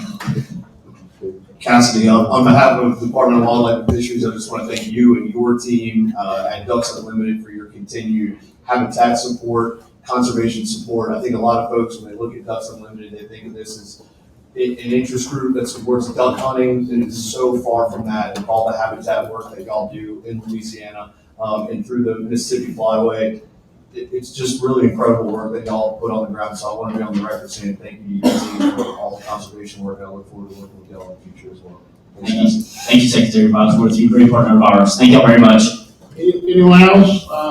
Thank you. I'm 100% with terracing, the different companies, Chevron, Shell, Apache, Woodside, all those energy companies, we want to thank them, especially Ducks Unlimited for leading the charge. Thank y'all. Thank you, Chairman Doug. Oh, jeez. No, it's amazing, isn't it?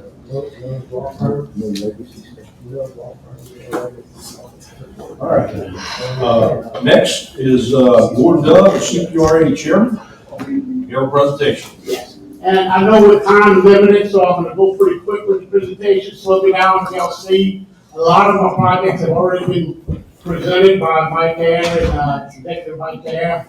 But this sums it up. Here's basically your projects that's been added. A lot of them have been already on the books.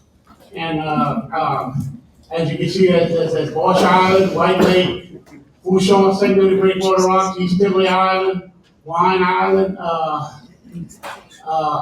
Barrack Land Bridge, Vermilion Levee, Corps of Engineers, vertical medium diversion, and let me see, that was just 35% max, Grand Isle segmented water, the Empire Locks, Bayou Bazalman, Floodgate, Morganza, Chandelier Island, I should say, and land bridges in St. Bernard, Terrebonne, Lafourche, and numerous other projects. This is just a quick overview. The next one is a quick overview of, as you can see, where Brett Sound was brought up earlier, you got Canarvan right on the top of it and two below. And this is, of course, Bid Barracara has been terminated, so has Bid Breton. This is the core. The core is going to do a medium diversion, 2,500 to 15,000 CFS with dedicated dredging. We will have a 50-50 match on the engineering. This was actually started in 2007 and killed. Actually put suspended in 2014, and it's a 35-65% match. And we're working with the coordinates. This is the land bridge. He's already been over. You can see the different canals that cut through. This is the Barracara land bridge. This is the land bridges with the medium diversion, which is on I want to reiterate, this is all on the state's master plan, everything we're doing, and I'm going a little fast, because, we've already seen a lot of this. And again, that's the mid-Barrett area diversion, I can't stop this thing from rolling. I'm not that, IT. Okay, as you can see on this one, LaFouche wants a alternate route from the Lord's Restoration to below Golden Meadow. I agree with them, so you can see an alternate route was added. And we're still gonna do the Lord's Restoration as per the, talking to, Mitch Armstrong, the new parish president, he's for it, the levy boards I've talked to, so this will sort of be the way we're gonna be addressing it on that end of it. This is, this was done by this is, approximately 276,000 acres. That's all the way back to the Intercoastal Canal. And as you can see, that's the Barataria Basin. You got 276,000 acres that you're gonna be impacted. And why are you gonna impact it? Because as you slow down the migration of fresh water to the south, the land bridges hold the migration of high salinity waters to the north, and therefore your vegetation grows. It's not that complicated. And this is them together, 94 miles, 476,000 miles of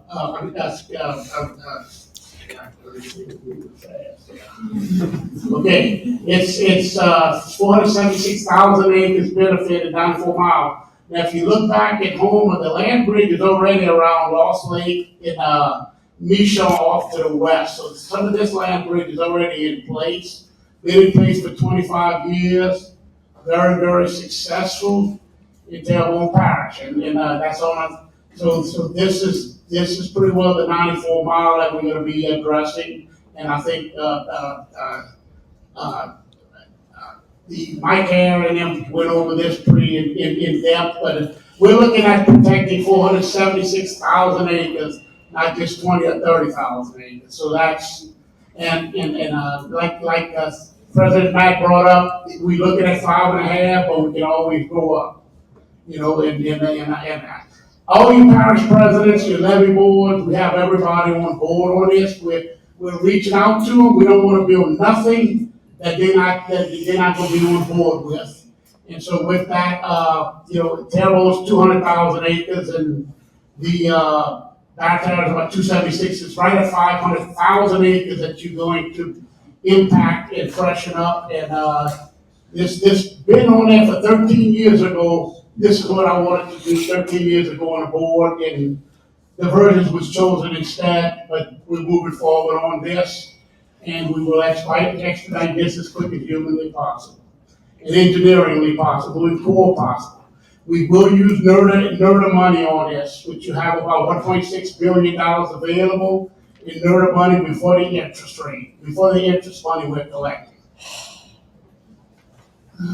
Trying to get y'all out of here. So, okay, that's a pump station in Grand Bayou that's being built by the LaFouche. It's gonna be built, that's actually permitted already.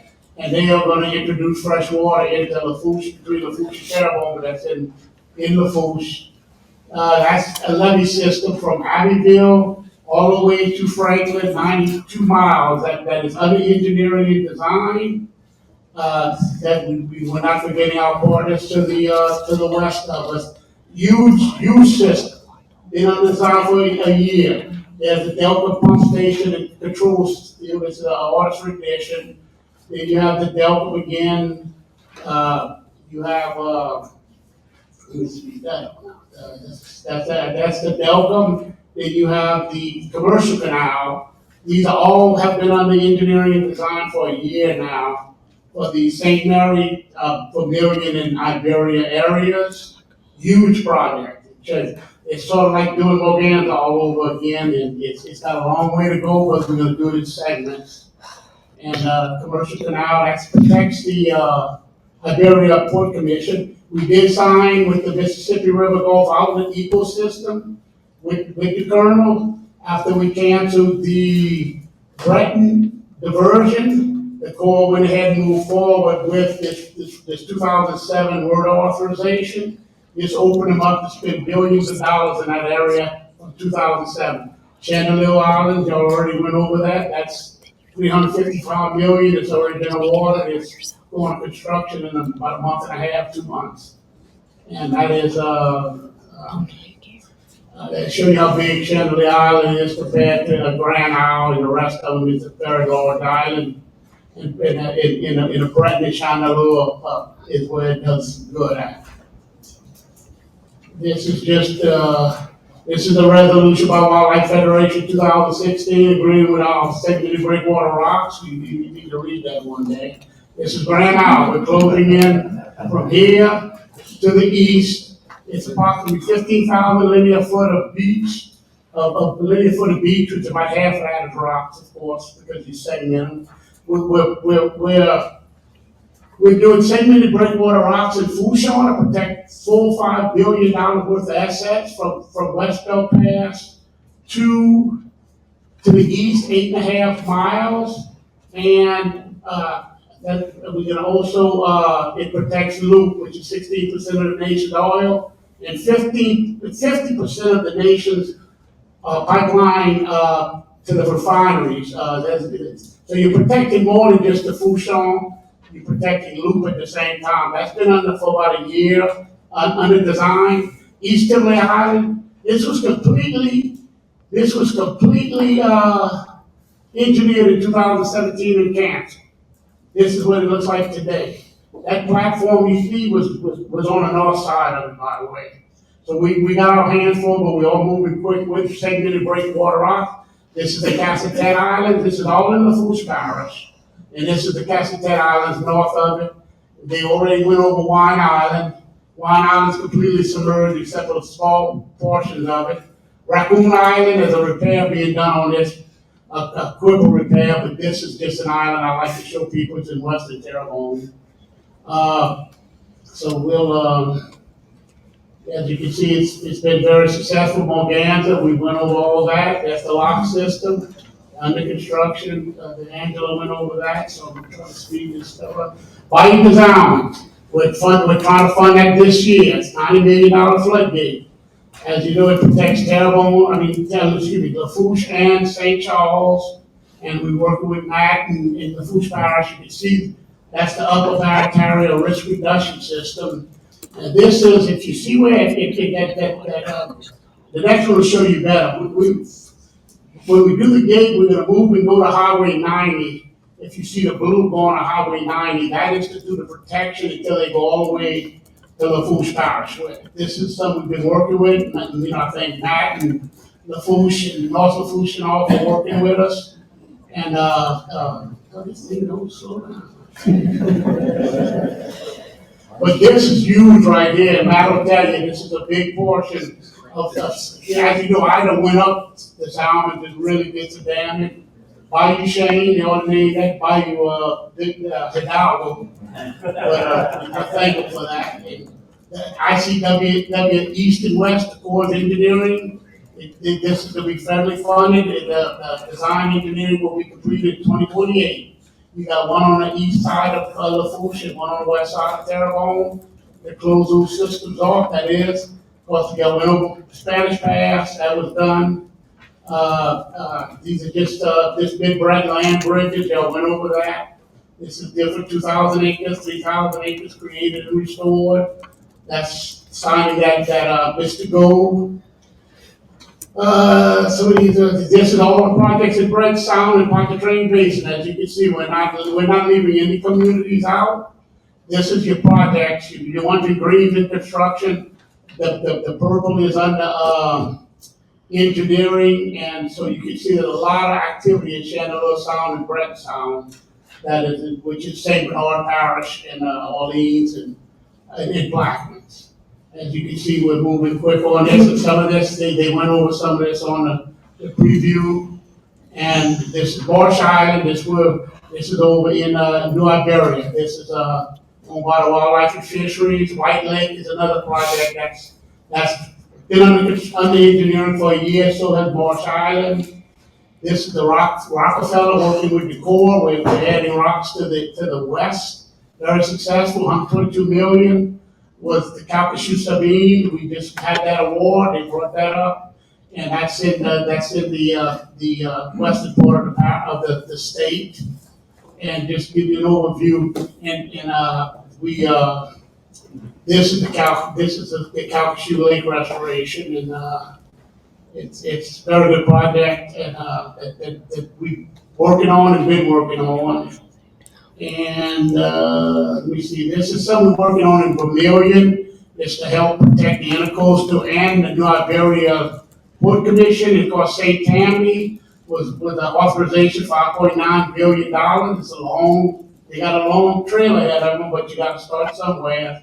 We enjoyed working with St. Tammany, and that's not all the projects, but that's a lot of them that was added. Some of these projects will be submitted to NERDA and NIFWIF. Actually, NIFWIF is Barrier Islands, and NERDA is coastal issues for funding along with donations. So with that, if there's any questions, I'll be glad to answer. So, and I thank you, Chad, for that question about putting it all in the summary, because I was actually going to submit this at the next meeting with a nice little binder and all, but I brought it just in case. And so y'all got copies of it. So I'd like to see a map at some point. yeah, well, I will add a map too, that shows it all, that puts it all together. You know, one thing the governor said we want from the western Louisiana to central Louisiana to southeast Louisiana, we want projects, and we've got projects at every turn. We've met with every parish president, every levy board, some port commissioners, and so we've moved, and I want to thank CPRA. We've really come a long way. There's other projects in this, there's some smaller projects out there that might carry and went over. So if there's any questions, I'll be happy to answer. Just a comment. You know, every now and then I think we get too close to the trees to see the forest, right? And when you have a presentation like this, and you look back and you look at all of the activities going on, any one of That's not me doing anything. what I'm doing. Anyway.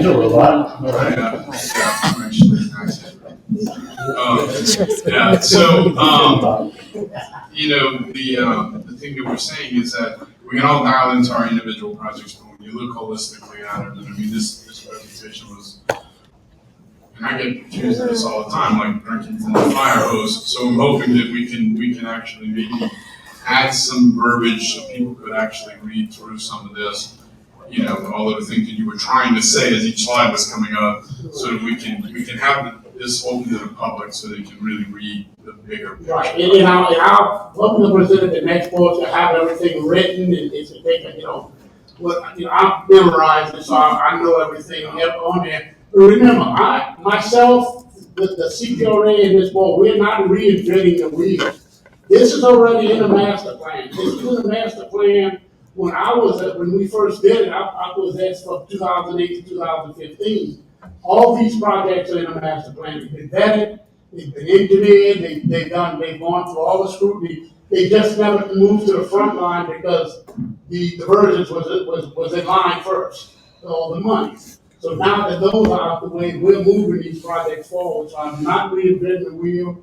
The old board does projects, a CPRA and a People's Project. And that's what we're moving forward.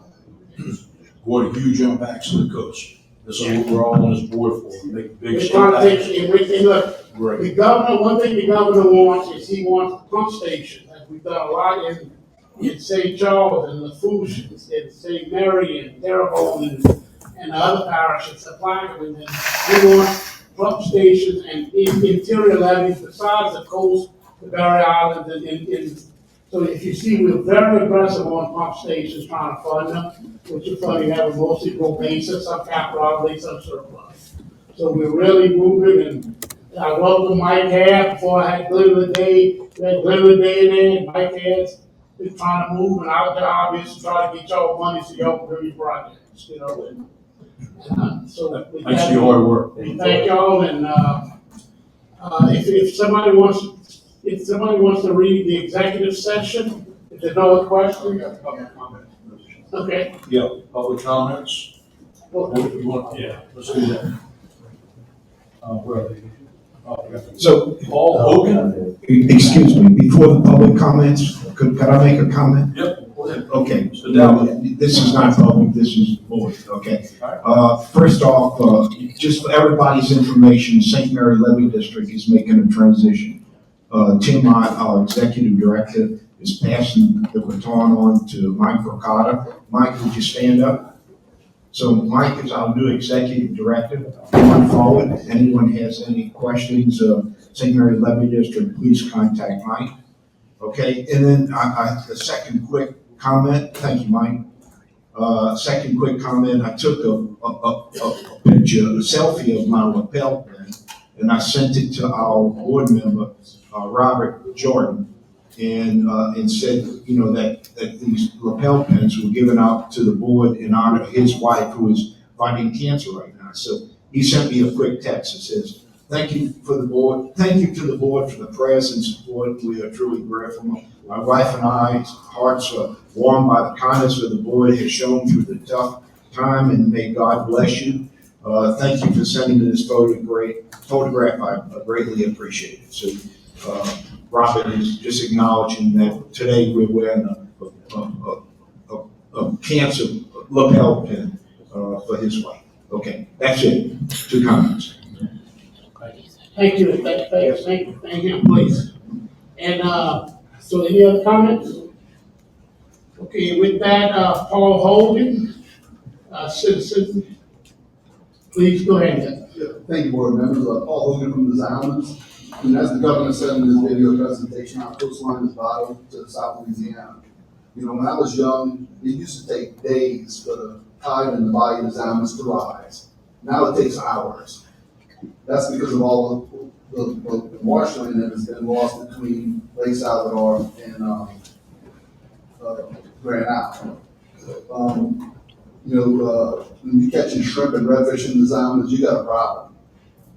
Davis diversion is not sufficient in putting in enough fresh water to keep the salt water out. With the termination of the mid-area sediment diversion, which was going to put 75,000 cubic feet per second into the basin, what plans does the CPRA have to introduce fresh water to combat the salt water that continues to destroy our marsh between Lake Salvador and Grand Isle? In addition, also, I know there's a project that Matt's probably working on, which is shoreline protection for Lake Salvador on the north end. That's constantly getting east away. Anyway, those are my 2 comments. Which I'll be addressing. Mr. Chairman, can I make a comment? Yes, please. Paul, thanks for the comments. I totally agree 100%. I have started talking with Michael and the chairman about the upper basin diversion. I call it the Zalman's Freshwater Reintroduction Project, kind of similar to what they're doing across the river over in Lake Warpaw. And so those are conversations that we're starting to have now. Hopefully we can start the beginning phases of the engineering, design, and the permitting of that project. I don't think it has to be a huge diversion, and I don't think it could be just because of the properties and camps along the lake there. But I think we can make some serious improvements to the water quality of the lake, and push that saltwater out. And to your point, we have been awarded some engineering design money for the Lake Salvador Shoreline Protection Project. So the parish is working on all the documentation to get that started as well. Appreciate it. Thank you. You know, and also, as I showed on the slide, I know I believe time limit, so I did my slide presentation.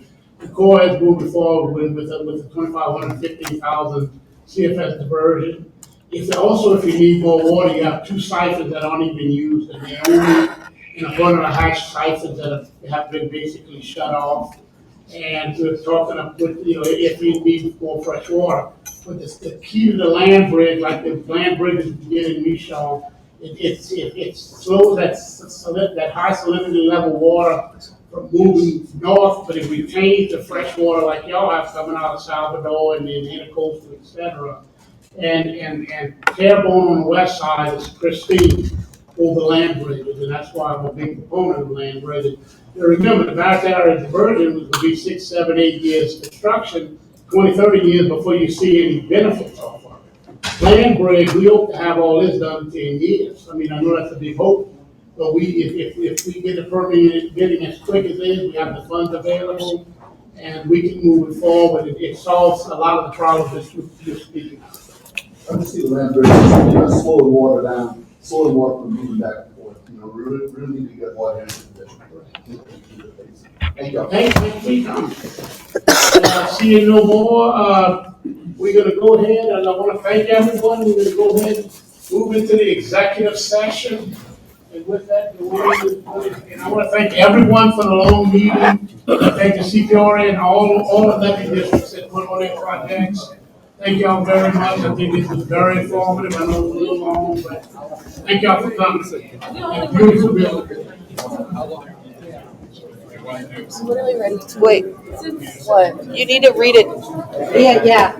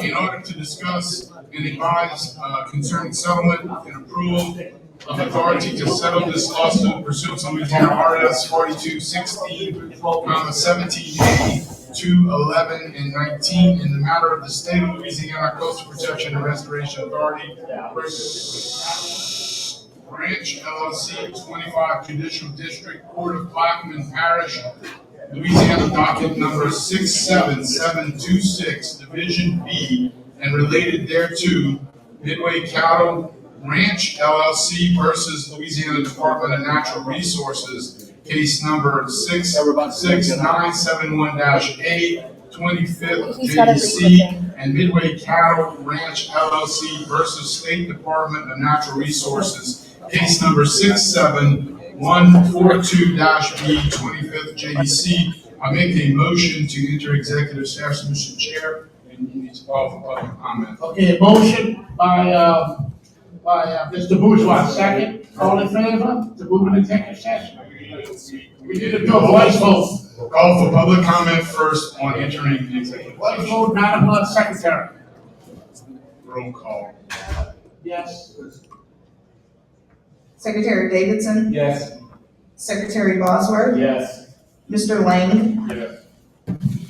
Lieutenant Governor? Mr. Alford? Yes. President Jewell? Yes. Mr. Gao? Mr. Jordan? Mr. Bourgeois? Yes. Mr. Hidalgo? Yes. Mr. Carville? Yeah. Mr. Lane? Yeah. Mr. Richard? Representative Zarang? Senator Haskins? You have a quorum. We have a quorum and that moves into executive session. Any public comment? Thank you, Mr. Peters, for keeping us straight over here. Any public comment? Seeing no public comment? Regular session, and we're gonna call for a motion a call for a vote on the motion as read by Mr. Abear. Yeah, let's just give the public notice that the right to come back. There's no public. They're all gone. Mr. Abear, this is your cue. Chad's still here. No. Chad took the opportunity. Okay, this is, Call for a motion as read by Mr. Abear, legal counsel. yeah, I'm gonna read the motion and try to make it concise. The motion that's gonna be before the board is that CPRA will authorize Chairman Bart Dove and Chairman Michael Hale negotiate the settlement of the lawsuit as advertised today in the executive session based upon the legal recommendations of legal counsel and his report, Mr. Jim Bradford of Dago Fisi. This confidential memorandum that was presented to the board today dated October 15, 2025. Okay, So moved. Second. there was second, Madam Secretary, call the roll. Chairman Dove, Yes. Secretary Davidson, Yes. Secretary Bosworth, Yes. Mr. Lang, Yes. Lieutenant Governor Nungesser, Mr. Alford, Yes. President Jewell, Yes. Mr. Gao, Yes. Mr. Jordan, Mr. Bourgeois, Yes. Mr. Hidalgo, Yes. Mr. Carville, Mr. Lane, Yes. Mr. Richard, Representative Zarang, Senator Haskins. You have the floor.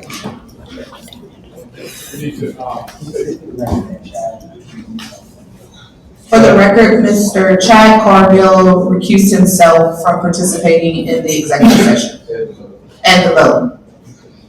Okay, and with that, we have a quorum and we have a yes.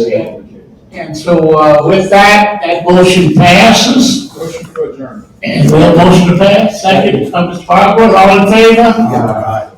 And then, this meeting is a, thank y'all very much.